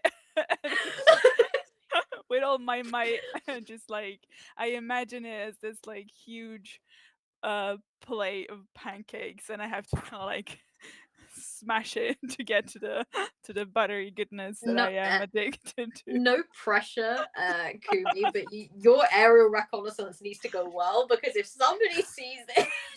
Oh my god. No, I love that. Because you rolled 3 4s, it's an amazing trick. It's probably like the most impressive thing that Butter can ever recall doing. Absolutely. Just one single karate chop, and the wing mirror, as it turns out, was actually a slightly faulty wing mirror. And it was sort of coming off a little bit. And you just managed to hit it perfectly in that little weak spot, and the whole thing just crashes to the floor. For you, Cheeto, it crashes to the floor, but it's not broken. It's perfectly preserved, and will make an absolutely beautiful addition to your art gallery. Absolutely nothing on. Nothing wrong with it. I'm so proud of you. Thank you so much. And yeah, and I will say that particular move is just definitely of a sort of flying possum rolling and then karate chopping off of a ramp. Nobody sees it, and nobody judges, but in a good way, you know. Yes. The nearby squirrel in a tree is just like very but other than that, nobody sees it. All right, now what else are we doing to mess up this car? Gonna pop this dude's tires. Yeah, you're gonna pop the dude's tires like a balloon. Okay, I feel like now let me just look at these stats. I think this is going to be smarts, to be honest, to figure out the best way of it's not just all about strength, it's to kind of figure out the best way of just making sure that the air definitely comes out of the tires, finding the weak spots. So if you could roll smarts for me. Okay. Let's go. Oh. Or I could just roll it onto the floor. Hold on. Okay, I got a 4, a 3, and a 2. A 4, a 3, and a 2. That's a 4. So that's a success. A very good success. What tires are you popping? And we're just letting all the air out of them completely, or? Yes. Yeah. I saw somebody in chat say 3 tires, not 4, so we'll go with that. I don't know why, but we're going with that. Okay. And yeah, I'm going to let all the air out until they just look like soggy, you know, on the pavement. Soggy tires. He's not going anywhere. There's just this kind of deflated, like, you know, Richard Gold strikes you as someone who dresses to impress. They've got a very impressive looking car, but it's all aesthetic. It's all material. He's clearly actually cheaped out a bit on a lot of the car parts and things like that. It's slightly falling apart. He's clearly got like a very good deal, darling, on this one, and has not actually like put in the money that he's trying to give off that he has. So that's something that I think Cheeto would definitely notice. Is just like this popped easily, that wing mirror fell off like almost instantly. This car is clearly not as well made and well put together as Richard Gold would have everyone believe, and it's a big part of his flashy appearance. So even this car looking like it is now would be an embarrassment to Richard Gold, and it's definitely kind of you kind of would definitely think if he ever was seen with his car looking like this state, people would judge him very harshly. Would you, for flavor, because Cheeto can recognize that this is a bit of a donkey. She's seen humans run like their claws down the side of cars before, and I think she's just, you know, is offended by artwork that's not presented in its best possible quality. Of course. So down the side. I love it. Yes. And I think that you do it in a way you're using like your, because this was a smarts roll as well. You're using your knowledge of the way humans tend to do things. They tend to use like car keys. So you don't want it to obviously. Now that's an interesting question, because the part of the plan was you want Richard to just break and be like, the animals are after me. So maybe actually you want it to look like an animal did this, so that he will definitely kind of say, oh, the animals are doing it, and they're just that might be a better way of doing it. Okay, so yes, you kind of scrape your claws and it makes this it's pretty horrible noise that I'm not going to replicate because but yeah. And as we're doing that, let's quickly head to CRISPR and let's figure out if CRISPR notices anyone on their way or anyone coming. I'm going to ask you to do another aerial reconnaissance check, and we all got our hopes up for you. I go Come on, into CRISPR. the praying pigeon pose.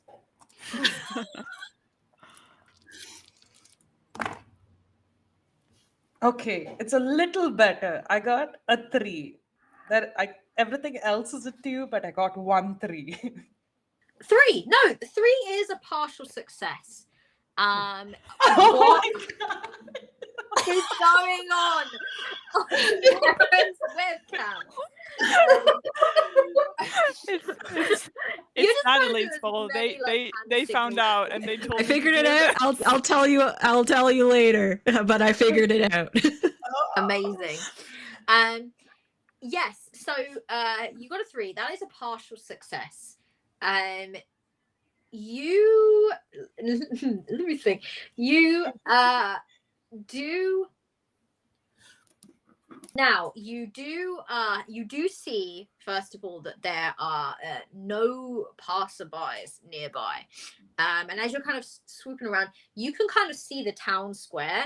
It's a little bit out. It would literally only be like, I think, probably about a 10 to 15 minute walk for our good friend Mr. Gold, which means literally a 2-minute drive. And he could walk that. But anyway, you notice he is so you notice these there's not really any passerbys, and you're kind of looking around, and it's not until almost too late that you kind of turn your attention back to the office, and you can see Richard Gold. He is inside his office, but he is actually starting to make his way out. He doesn't look alarmed, so you don't think it's that he knows that something is happening outside or anything like that. But you do, and you don't have much time. If you'd have done a full success, it would have given our good friends here a little bit more time to hide. But you have enough time to let out a sort of like one warning coup, I guess, to let them know that something isn't right. And then it will be a case of whether they manage to react to that. So I'll give you that. So I take it that you do. He's kind of like, you can see in the window, he's kind of heading towards the front door. And I'm gonna just to make it just help them a little bit, I'm going to fly overhead him like a sort of like an anchor point, so that if any of the others look to the sky, they know he's that much distance away. Right. Okay. Perfect. Yeah. And I guess that you would all know each other well enough to know that probably that's what CRISPR is doing. Cool. So you let out this warning signal. Our good friends, our good friends Butter and Cheeto. You have a moment, an instinctual moment to do something, to run, to hide, to whatever it is. What are we doing? Scatter. Yeah. All right. I need you both to roll. I think it is body, if I remember correctly. Yes, running. So you're scattering. So yes, if you both roll body for me. Oh no.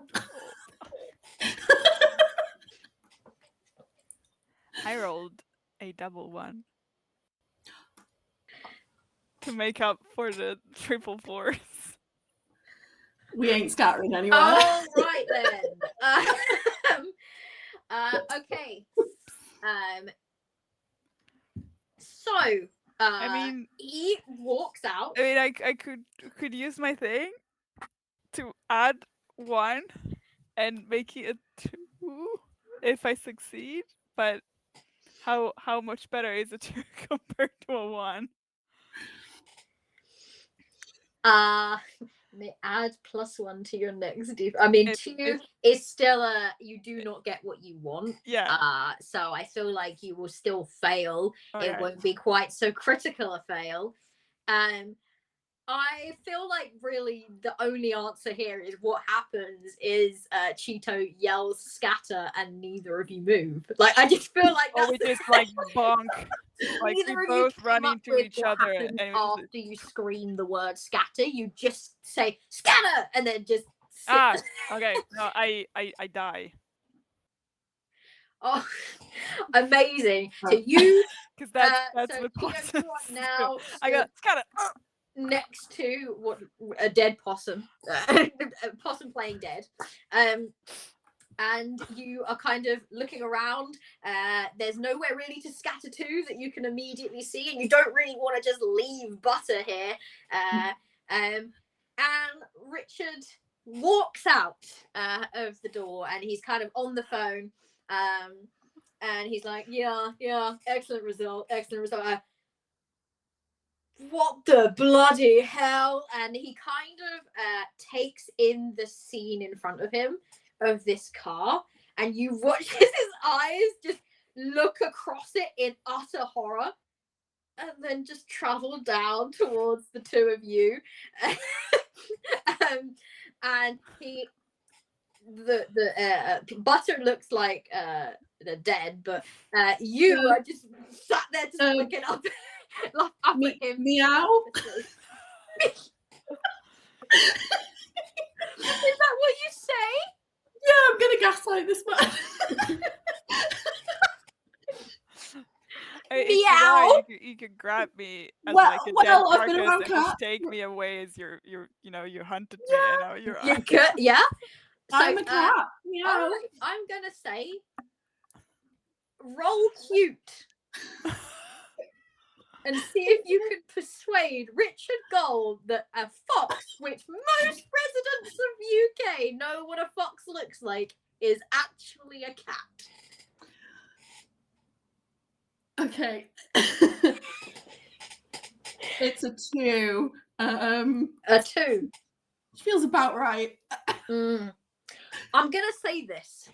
He doesn't immediately chase you. He seems a little bit in sort of shock. And when you meow, that only serves to confuse him further. He doesn't immediately just like get off him. But then he kind of shakes himself out of it and comes to his senses, and he yells out, "Brutus! Brutus!"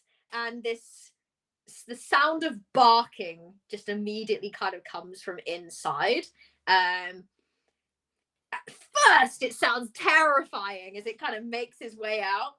But as the dog gets outside, it is a Chihuahua called Brutus, and that's on track for this guy. Yeah.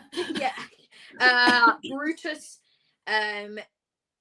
You can obviously understand what Brutus is saying. You are all speaking the collective language known as animal, for the sake of this. And he's literally just kind of saying, yeah, over and over and over again. Okay, hear me out. I'm listening.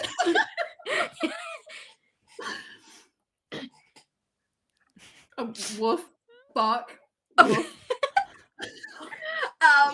Brutus takes one look at you, and just growls menacingly. I feel like cute at that point doesn't really serve you. No. But perhaps you could try for if you are attempting to intimidate, I suppose, Brutus into backing off.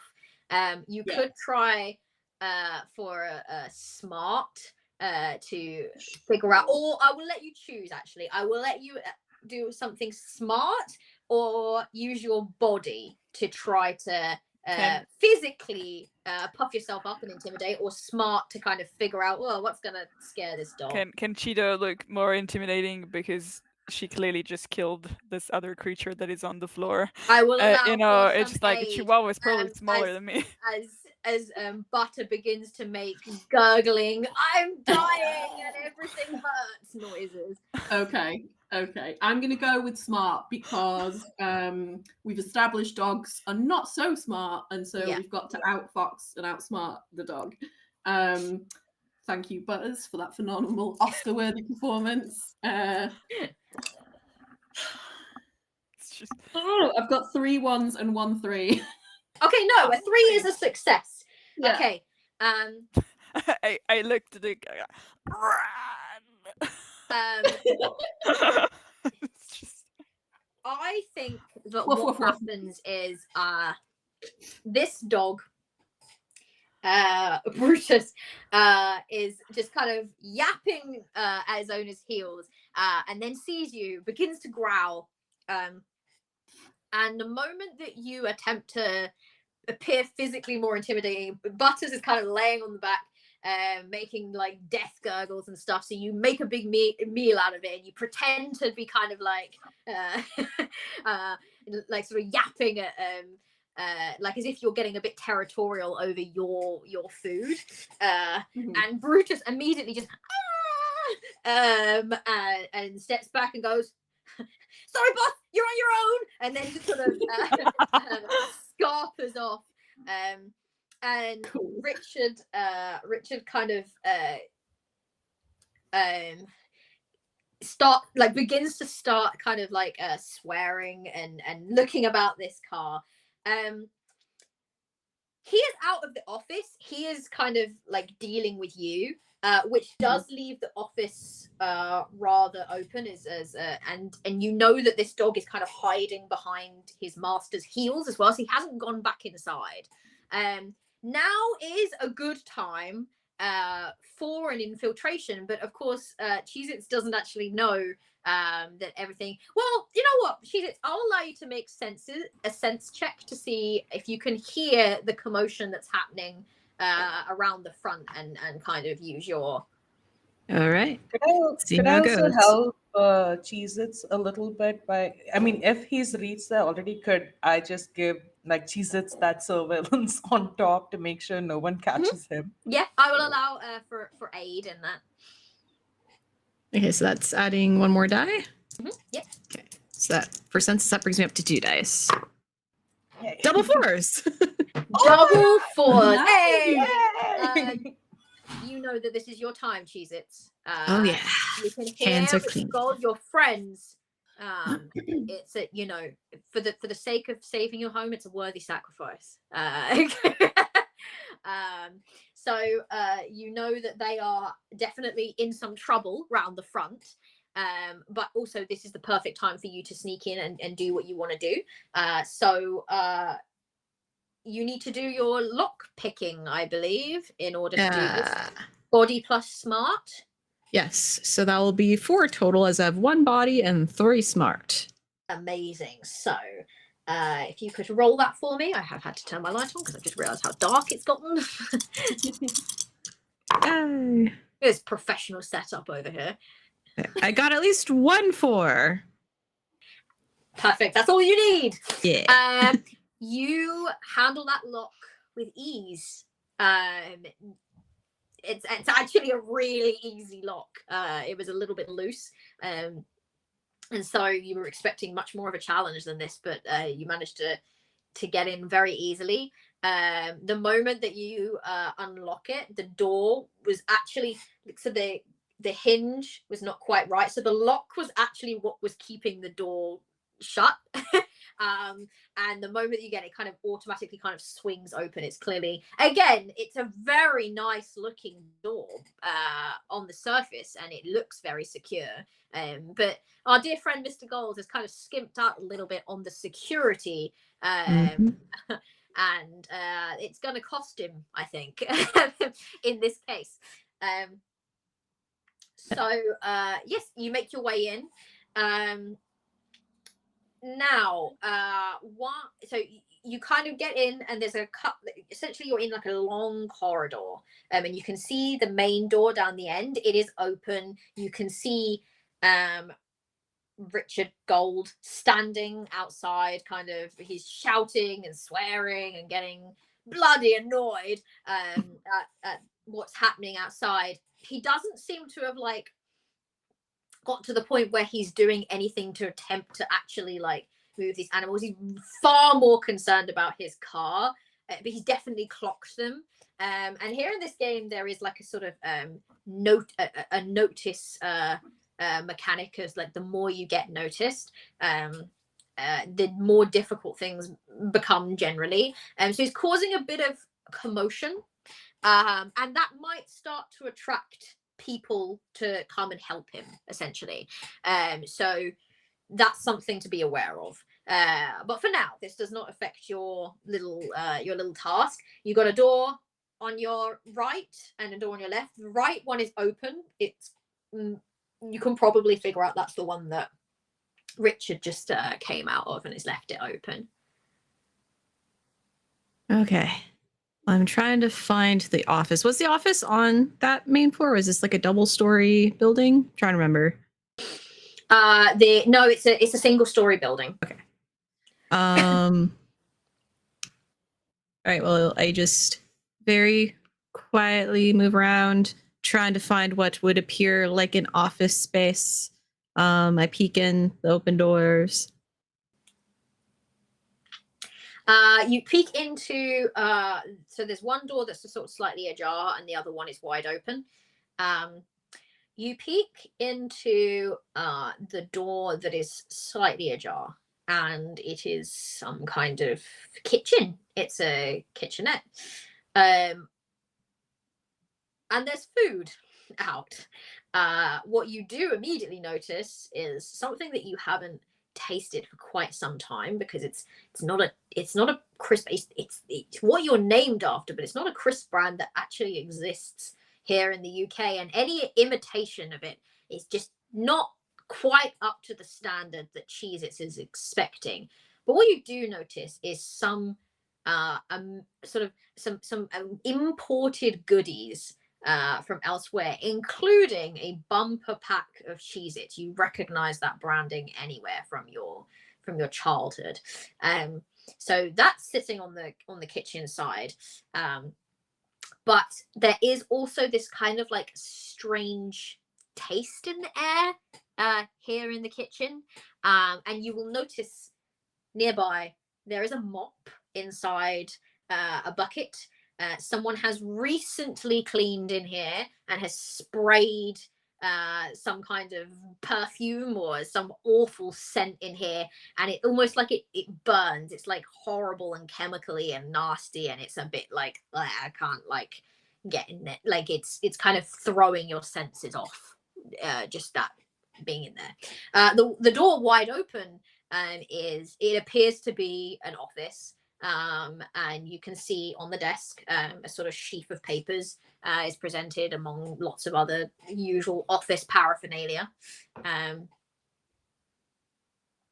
Right. Well, I'll make note of the kitchen, because this man is all looks and no substance. I could break in later in the dead of night, maybe bring Cheeto with me.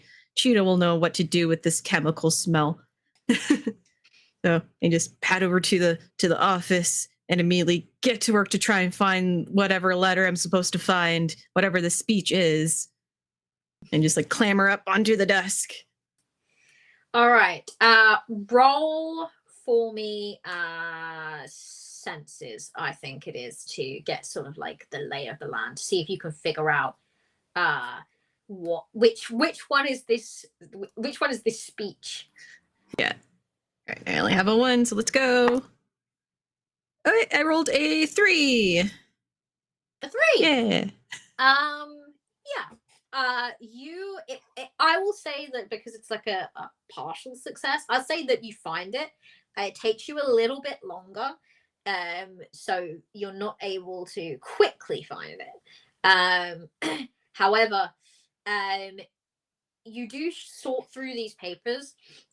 You find first what appears to be like a map, and you can see your home, the void, but you can see lots of like houses on there where you know that they don't exist. So this is clearly like the plans that he is preparing to present of what he wants to happen. And it's kind of like a bit horrible just looking at like how he just wants to just put all of these things. And sadly, it does look really like you could see how a human would think that this looks like a really desirable thing. Like it's a little community, there's little shops and cafes, and it looks really gorgeous. And you're like, damn, this is a well put together presentation. We're gonna have to really work hard to embarrass him enough.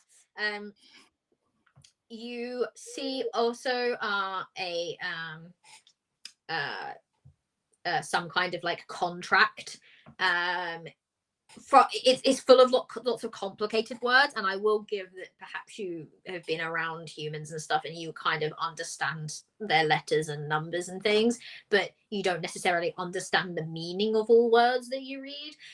This has got lots of legal speak. I don't understand most legal speak, so I don't know that a raccoon would. But essentially what you can garner from this is like a sort of pre-written contract for when he obviously wins the debate. It's gonna all be ready, and he's planning for this to be a very quick thing. So if it goes through, you're gonna lose your home very quickly. That's what you get. Number 2, and you're kind of like flicking through these papers. Eventually, though, you come across these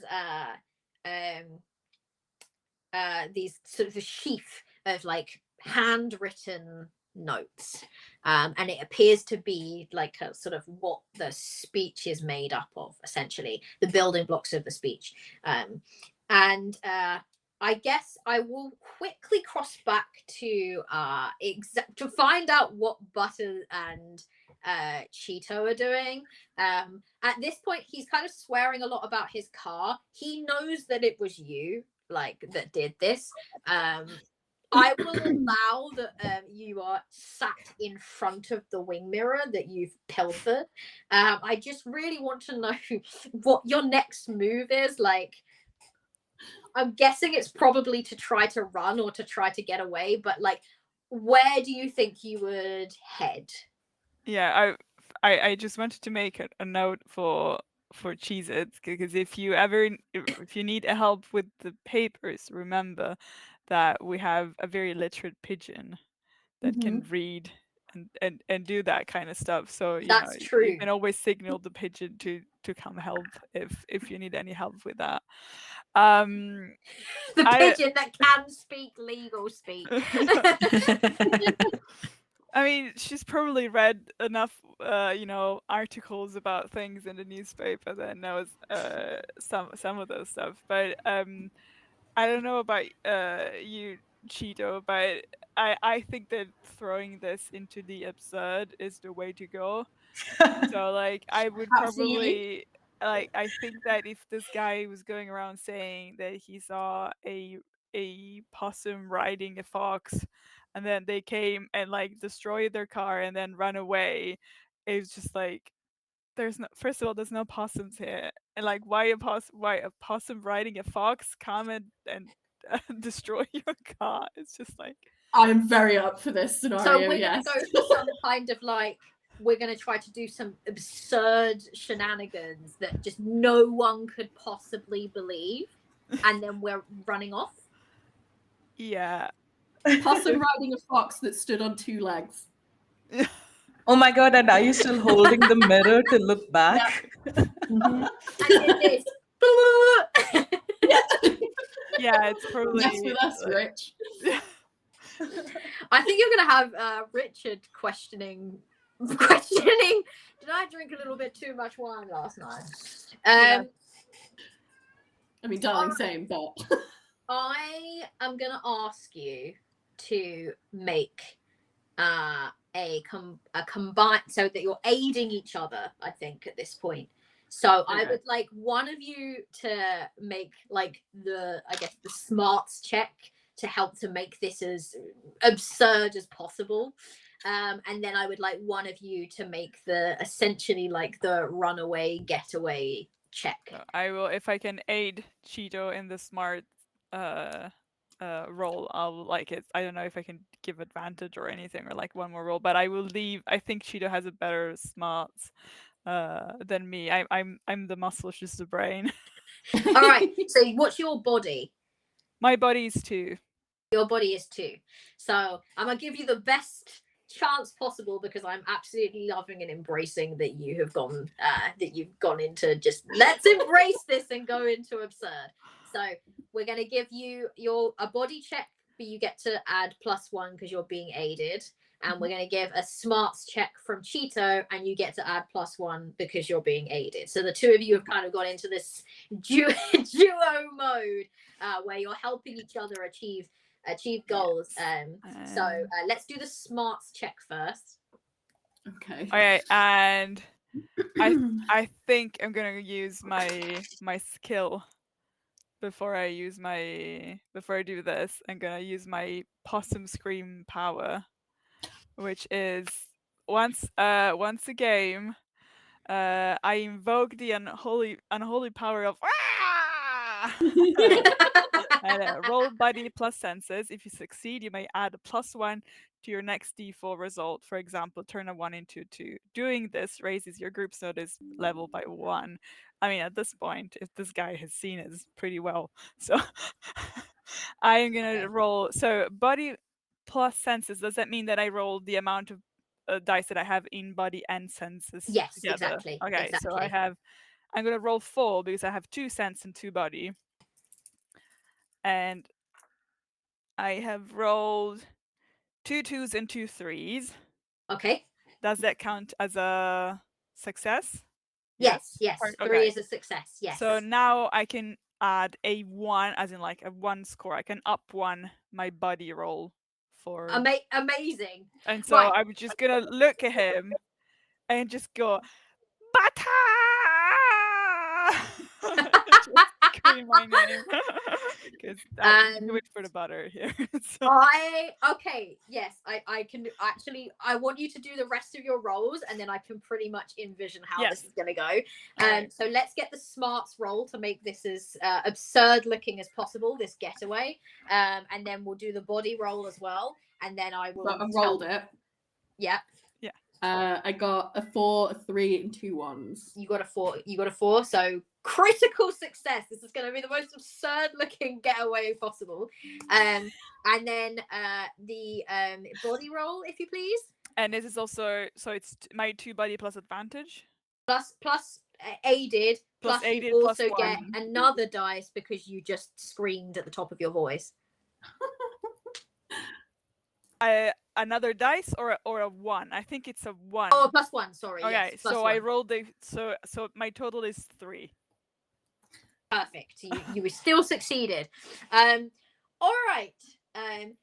So having realized that playing dead is not really working, everyone's just staring at each other. And Richard Gold takes out his phone very purposefully. He's almost like he's kind of realizing these animals are smart, they're intelligent, they're up to something. And he goes, "Yeah, hello, is this animal control?" And essentially goes Karen and starts to speak to the manager. As he has this, you scream at the top of your voice, which makes him jump, and he drops his phone. Okay. It makes you be able to hear nearby voices as people start to make their way to you, because you have raised your notice level a little bit in invoking the power of the hour. But they haven't quite arrived yet. And so you work together to make this the most ridiculous looking. So Butter, you jump up on Cheeto's book. You stand on one leg, and you sort of take this wing mirror and sort of place it on the end of your nose and begin balancing it, almost like you're some kind of like circus acrobat. And then you kind of flip it up in the air, catch it, and then wave, and the two of you just scarper off into the bushes. I will say that the people that then run onto the scene do maybe see a sort of slight rustle in the bushes. But what they're not quite prepared for is Richard Gold sort of blathering on about like there was a fox and a possum rat looking thing, and they were standing on his back, and they're kind of just, look what it did to my car, look, and then they're like, okay, Rich, and they're kind of trying to admire the car. You have succeeded in definitely embarrassing Richard in some way. Moving on in, I literally only cut away from the kind of like what Cheez-Its was doing, just to see if anything went terribly wrong, and he ended up coming back in the office, which it didn't. You can still hear commotion outside. There's a heck of a lot of commotion outside, and you definitely heard a possum screaming. But you kind of take a moment. Nope, no one's coming inside. So seems okay. You may attempt, if you like, to you grab a pen nearby, and you're going to attempt to change this speech, I guess. And did you want to call for your pigeon friend to help you understand human words to the best of your ability? This paralegal pigeon, I think someone said. Yeah, the back door's wide open, so all I have to do is just call out the open window a little bit and like, Christopher, the door's open, just fly in. For the sake of brevity, I will say that Crispy, you do hear. So Crispy's going to come in and, of course, like help Cheez-Its. I'm also, can I call another pigeon to? Can I call my pigeon patrol to assist me later with opening the window so we can make her escape through that? I don't know what kind of pigeons that you've been hanging around with that can open heavy windows. Okay. Oh, you've never seen one just pigeon. Paralegal, I'm willing to go with. What? I don't know where. I'm genuinely trying to rack my brains for a way that a pigeon might be able to jimmy open a. Yeah, that's the thing, because is it a body to open it? Bodybuilder pigeon? Yeah, it would be a body, yeah. And I have a 3 body, so I was like, But But see, it didn't bodybuilder. it didn't make any sense Strong for me to do it pigeon. all by myself, so I thought I'll call Pigeon Patrol to see if it helps. But no, first I'll come to help Cheez-Its. Cheez-Its, what's All right. happening? Do you know what? I'll allow you to call this pigeon, this hench pigeon, this king pigeon, to start working on the window. You kind of like coo out as you fly in, and this one pigeon kind of comes up on the window outside and goes, "Yeah, boss," and flexes his wings. I'm so happy. I tell Cheez-Its, they call me boss now. Christmas. Oh, that's so cool. Yeah. All right. So you are attempting to rearrange this speech. Yeah. I would like you to make a smarts check, which I'm guessing if you're going to write it. So maybe if I have another iconic duo moment, if I have one of you make a smarts check, and one of you make like a body check, I guess, to do something. A body. I feel like you could. I feel like you as a raccoon. It's to do with like dexterity. You kind of using your paws to like write like a human. I will allow you to use your breaking and entering ability if you like. Lovely. To kind of, instead of to try and jimmy a lock, you're kind of trying to emulate a human writing, which I think is kind of a very similar dexterous motion. It's a sleight I'll of allow hand, you to basically. breaking and entering, and if I could also have maybe an aided smarts check from one of you to kind of think about what you might write instead of what's written here. All right. So that, with my bacon entering, that gives me 4 dice. Yeah. All right. Go. All right. No 4s, but I had 2 3s. Oh, That's good. Yeah, that's a success. Yay! And then I'll get our pigeon friend to do an aided smarts check to help you figure out how humans might speak and the kind of things that they might say, and translate that into writing, I suppose. But it will be aided. So whatever your smarts is, add 1 dice. add 1 dice or add a number to the roll? No, it's add 1 dice. Got it. Okay. So that will be 3 dice. Nice. That's 3. That's I will success. at some point get a 4. You are both successful. It's not a 4. So what I would say is, again, this is not achieved quickly. And what that means is you aren't caught by Richard Gold. But he is far too busy fussing outside, and in the end, he realizes that he's got to rush over there and he's got to walk now. What a palaver. So you manage to get this done before he comes in. It means that I'm going to speed it up because we are kind of reaching the end of our time. It means that when you get to the town council meeting, in order to achieve these things, you have missed a good part of Greta's speech. But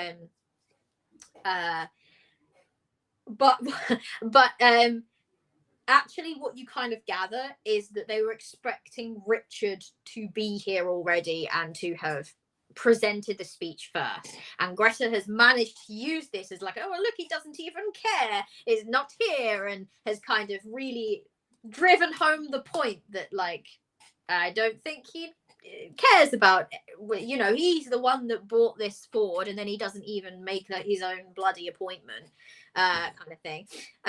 So you get there, she's just kind of ending the speech.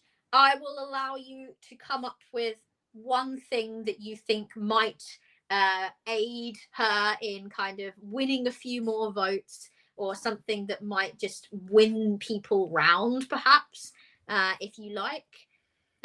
It's not necessary, but I have something if someone doesn't have something, but I'm happy to leave the stage to someone else if someone wants to take it.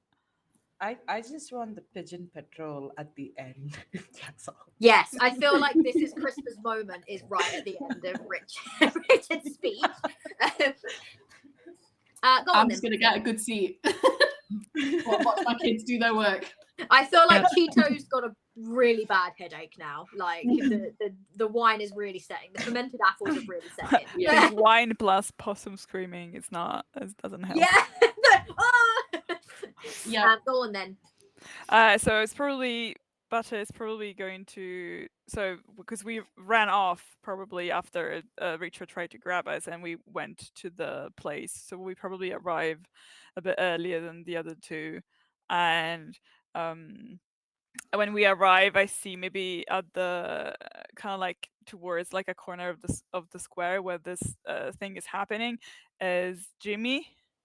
Yes, my let's little, bring Jimmy in. my little friend, and I'm just like, there's probably lots of like little shops and restaurants and things open around, so I will kind of like smuggle a little piece of something, or maybe I have another like piece of sausage or something stuck in my teeth from earlier, and I will like kind of like sneak to Jimmy and kind of like pull on his shirt while trying not to be seen, maybe from a bush or something, and I will give him like this other little piece of food, or maybe like a little flower, or a little berry that I found somewhere, to kind of like remind him like that he's a little friend, and like we know that he'll stand up for us, in the hope that maybe like he will yeah, maybe like help like make his own little speech, or like do something to kind of like bring the grown-ups to see that, you know, this is something that is important to the kids, because, you know, they love animals and nature is important for them. So I will just go to the end and just go to him and friend, and I'm giving a little piece. It probably doesn't sound like friend. It just goes like, oh, or whatever sound I make, but it's kind of like a little present from him. I'm not gonna make you roll it because I think that's adorable. I think that what happens is Jimmy kind of is taken aback by sort of like this level of intelligence you're displaying.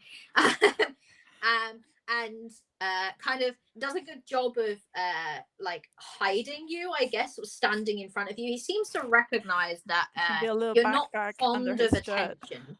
And you hear nearby a couple of people that are standing back that are maybe not really team Greta. They're kind of talking amongst themselves, and they're sort of talking about how, oh, well, you know, she's out of touch anyway, like we're so much younger, and really kind of harping on this idea that it's because she's sort of elderly and a bit eccentric, that she cares, and that it's not really important to the community as a whole, and you got to get with the times, kind of thing. And at this point, Jimmy kind of sees a nearby crate, and he sort of stands on it, and he does indeed do exactly what you were hoping, and he actually starts to call out these people just as Greta kind of finishes her speech and everyone's politely clapping, and he sort of says, that's not true. And they're like, what? Kind of holding their glasses. And it's like, that's not true. You said young people don't care about the environment. I'm a young person. I care about the environment. And starts to deliver this very impassioned speech about how when he grows up, he's going to take care of the environment. He's going to make sure that horrible people like them don't ruin nature's beauty. And all the people around start to kind of really take note. They were kind of listening anyway. This sort of start to really take note and listen. And you see that definitely his words are kind of having an impact, certainly on the kind of little area that he's kind of, you know, brave enough to kind of argue with these adults. And his aunt is looking at him very proudly and a bit confused as to where this sudden love of the environment has come from. But, you know, kid, I'm proud of the kid is the kind of expression that she's got. Then, just as that happens, Richard Gold rocks up, and he's looking a bit flustered. He's got like this sort of shattered phone in one hand. He's sort of sorting through his papers in the other, looking a bit thing, and he kind of runs up to say, sorry I'm late, and starts to put everything in place. And he pulls up his speech notes and he begins. And the speech seems to start well. He doesn't, so hardly seems to notice that, like, what you did was very subtly change some things at the beginning, but the changes became bigger and bolder more and more towards the end. So to begin with, he sort of starts to get into the flow of it and the rhythm, and he seems to be, and he's sort of talking about the benefits of like what this new place would look like and how it would be great if it was all developed. And then he kind of says, but of course, that's not what I want to do. Wait, what? And everyone's like, and he's the most important thing that we must consider, and he kind of goes back and is the environmental impact that such a development would have. And then he starts to rifle for his notes, and he looks very, very confused. And as he keeps reading, it's going more and more wrong, and you can see like his cohorts, and it's just like, Richard, what the bloody hell are you doing up there? And he's like, no, my note, someone's tampered with mine. The animals. And everyone's like, what? And he goes, is it that bloody fox and the possum and that pigeon was looking at me funny. And he just starts like, he just absolutely just loses his temper. At this point, an entire squadron of pigeons, headed by our beloved Crisper, comes flying overhead and poops all over him, all over his expensive but not really that expensive suit, all over, sort of, until he's just entirely covered. And he kind of like chokes, and then he's just like, see, they're gunning for me. And everyone's just like, okay, let's get you cleaned up, Richard. Let's get you cleaned up. Maybe we shouldn't have done this early. Maybe we should have. And he's like, yes, let's reschedule back to the original date. And then the mayor kind of goes, no, Richard, I think that today is how we're going to treat it. I really can't, it's not in the budget. I can't really put on another soiree like this. Everyone's half eaten the food. Like we can't do another thing like this. The wine's been drunk. And he's kind of like very flustered, blustering. And Crisper, at this point you kind of circle round, and you land nearby to Jimmy. And next to Jimmy is his younger sister, who is sort of about 4 or 5 years old. And she catches sight of you, and she kind of goes, Birdie! And she runs across, and she gives you the biggest hug. And you just get this like really like warm feeling as everyone and Greta kind of goes, well, I think that about sums it up, doesn't it? And everyone kind of goes, who's voting in favor of keeping the void? And everyone goes, yay, apart from sort of these nearby people that are a little bit like, oh, bloody Richard ruined it all again. We should stop trusting him every year to do this. And all in all, the void is saved. End of our little adventure, our little one shot. I'm Is there gonna. anything that anyone wanted quickly for their characters or their animals to do before we head into our outros? We are running just a teeny bit over time, but it wouldn't be me if we weren't. So I think Kumi was going for something. Mostly, we need to celebrate our win too. So Pigeon Patrol is going to go grab each end of the buffet tablecloth, gather all the food, and take it over to the void so we can have our own celebration there. yes, absolutely. Yes, I will allow that. While everyone's celebrating, you're celebrating, and you're kind of let me just grab this into a grab bag that's also got a broken wing mirror in it. And yeah, all right. So that's anyone else wanted their characters to have done anything?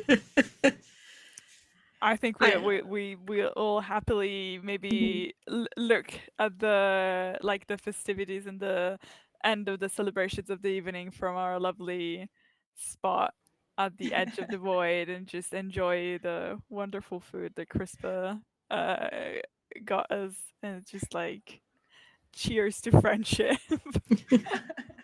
I do love the idea though that when Richard goes back later at night, he hears a sound in the kitchen and sees Yes. cheese Yep. And of Cheeto. course, our beloved fox friend did not get to use their special power, but you would absolutely be able to, Tito, you would absolutely be able to get in there. It's been deep cleaned, this kitchen, but you know those smells. you know those chemicals, and you are able to not let it confound your senses and have a right old rifle through the cupboards with a little bit of help from Cheez-Its. And I was going to say I want to hang around him for the next week, just making sure that he knows I'm watching. Oh my God. I'm just going to be contributing to his spiraling, like, Oh yeah, levels of anxiety. I'm imagining like Cheez-Its once in a while he just catches him standing like a person in the window. And then once he looks back, it's gone. I love it. Yes. He just wakes up at night and just Cheetos in the window, just looking at him. All right. You will know what the fox say. Sorry, I couldn't help myself. No, I think I was waiting for it to happen. I was really shocked that it took this long. Well. All right. Well, that ends our adventure. In terms of donations, thank you all so much. We are 40% of the way to our donation goal. We managed to raise about £100 already for World Wildlife Fund. So thank you so much, everyone, for your contributions, your support, for watching through. I hope you enjoyed this little adventure. I had an absolute blast running it. So yeah, it was a really fun time. We are going to be back. Or I'm going to be back. You can all go and have a rest now. I'm going to be back at 10 p.m. So in about 3 hours time, just under 3 hours time, and I'm going to be running my second game, which is going to be a game of Fiasco. And that's going to be with Michelle, Lou, and Jacob, and there's going to be lots of zoo-themed shenanigans going on over there. So I'm going to draw a winner now for the giveaway. I don't know if it's going to tell me in chat. Let's see and find out, I guess. So you have about 10 seconds to enter the giveaway. All you need to do is type !wildlife, and you can be in with a chance of winning a copy of Trash Pals, which has been kindly donated by Goth Hoblin. So thank you so much. So feel free to enter. That includes all of you as well, lovely players. You are welcome to enter if you would like. And I will give you about 10 seconds while everyone goes around and introduces themselves and tells everyone what it is they do and talks about themselves for a bit. Let's start with Steph. Hello. I'm Steph. You can find me on Twitter, Instagram with Fistful of Crits, just the one L. I'm an artist, game designer, illustrator. I run a TT RPG and apparel company with my very good friend. We're UK based, and we will be at Dragon Meet in the UK in December if you want to come and say hi. We're very, very excited. Otherwise, you can find me on my personal handle, which is Freya Leigel, on Instagram and Twitter too. Or we have a Fistful Discord channel. Just message me if you want to pop in. It's nice and chill vibes. But yes, that's me. And thank you, Kat, for running the stream. I had a great time. Thanks. Next up, let's go with Erin. Hey, I am Erin. You can find me on the internet as at Erin Angiolini, which is my Italian surname. I'm sorry if it sounds a bit weird to pronounce, but that's how you find me. I am a comic colorist and TTRPG illustrator. I have recently announced that I'm coloring the upcoming Critical Role Mighty Nine Origins Caduceus Clay graphic novel. So I have colored the Not the Brave one, in case you have that. And hi, it's me. I colored that. And you will be able to find me in person at MCM London at the end of the month. I will be there tabling every day with a nice array of wonderful things, comics and TTRPGs. And I will also be at Dragon Meet and Thought Bubble before that, before the end of the year. You can find me, as I said, on there. You can find me on Patreon at the Art Venturing Guild, where I publish every month 10 new NPC portraits that you can use for your streamed and private games. And you can also check out my Arcane Compendium on BackerKit, which is a deck of system-agnostic NPCs that you can use, again, in your games. And it's for D&D, Pathfinder, anything that is fantasy-related. And yeah, you can find all the links on my Twitter and my Instagram. And it was an absolute blast being here. Thank you so much. Oh, thanks, and thank you so much for being here. I just, yeah, you've been wonderful. So yeah, you've been an absolute pleasure to DM. All right, next up, let's go with Natalie. Great. Hi, everybody. I'm Natalie. You can find me on most places on the internet with Ghost Candle or Ghostly Candle on Twitch and YouTube. I am an artist doing a lot of tabletop stuff. I play a lot of things. So when we're done here, later tonight in my time zone at 9:30, I'll be on Zielzadi playing what could potentially be our finale of Kids on Broom, which is about the children of our former D&D characters. And then Monday, I got more finales. Finale of Under the Floorboards on Girls Runs These Worlds, and finale on Night, which I run over on Nerds with Dice. And then I'm going to be in a bunch of one-shots and two-parters over on Exquisite Corpse Gaming. And when we're not doing all of that, I also am running solo games on Tuesday nights on my channel, showcasing more spooky kind of solo games that I want to show off. Yesterday was Village Necromancer, which was very fun. I miss my little porcelain doll, Helena, a lot. So make sure you check that out if you have not. I think that's it. It's just a very busy month, so follow me for all the stuff. It is October. I expect nothing less. All right, and last but not least, let's go with Kumi. Hello, I'm Kumi. You can find me on Kumi Curiosities on almost everywhere. I stream regularly with the Pigeon Killers. Yes, we are working on making that name nicer, in at least promoting healthier pigeons, because a lot of people think we like killing pigeons, which has never been the case. But I also will be streaming quite soon on Horde of Tales for the 21st stream, so you can catch me there. Otherwise, you can find me on TPK. And also, I'm excited to be coming back to this channel to stream with Kat soon in a couple of months, and with everybody else at the Terosina Odyssey. Yeah, that's it from me. You can check out my shop mostly on Instagram. I'm terrible at posting on Twitter. But yeah, it was so much fun being here. It was nice playing a pigeon. And I'm so glad I got a hug. All right. Yeah, I the moment you said it at the beginning, I was like, I need to remember this for the finale. I'm so glad that I did. All right. What about you, Kat? Where are you? Where do people find you? Tell people about you. Hey everyone, I'm Kat. Otherwise known as the Law Mistress. You can find me at LawMistress93 on the internet and pretty much all social media. It's only here that for some reason I've put the Law Mistress because I'd like make things difficult for myself. Why not? I am a writer predominantly and a Twitch streamer. Normally I stream with Girls Run These Worlds a lot and sort of other channels. I've got some upcoming stuff over on VA Redemption's channel. In a few weeks I'm going to be playing in a game run by Alakazam, who is writing their own TTRPG at the moment, which is called Spliced, and I will be playing an Oxford University professor, which is why I've put on so many RP voices today, because I have to practice as much as I can for it. So that's part of the reason that it is set in England.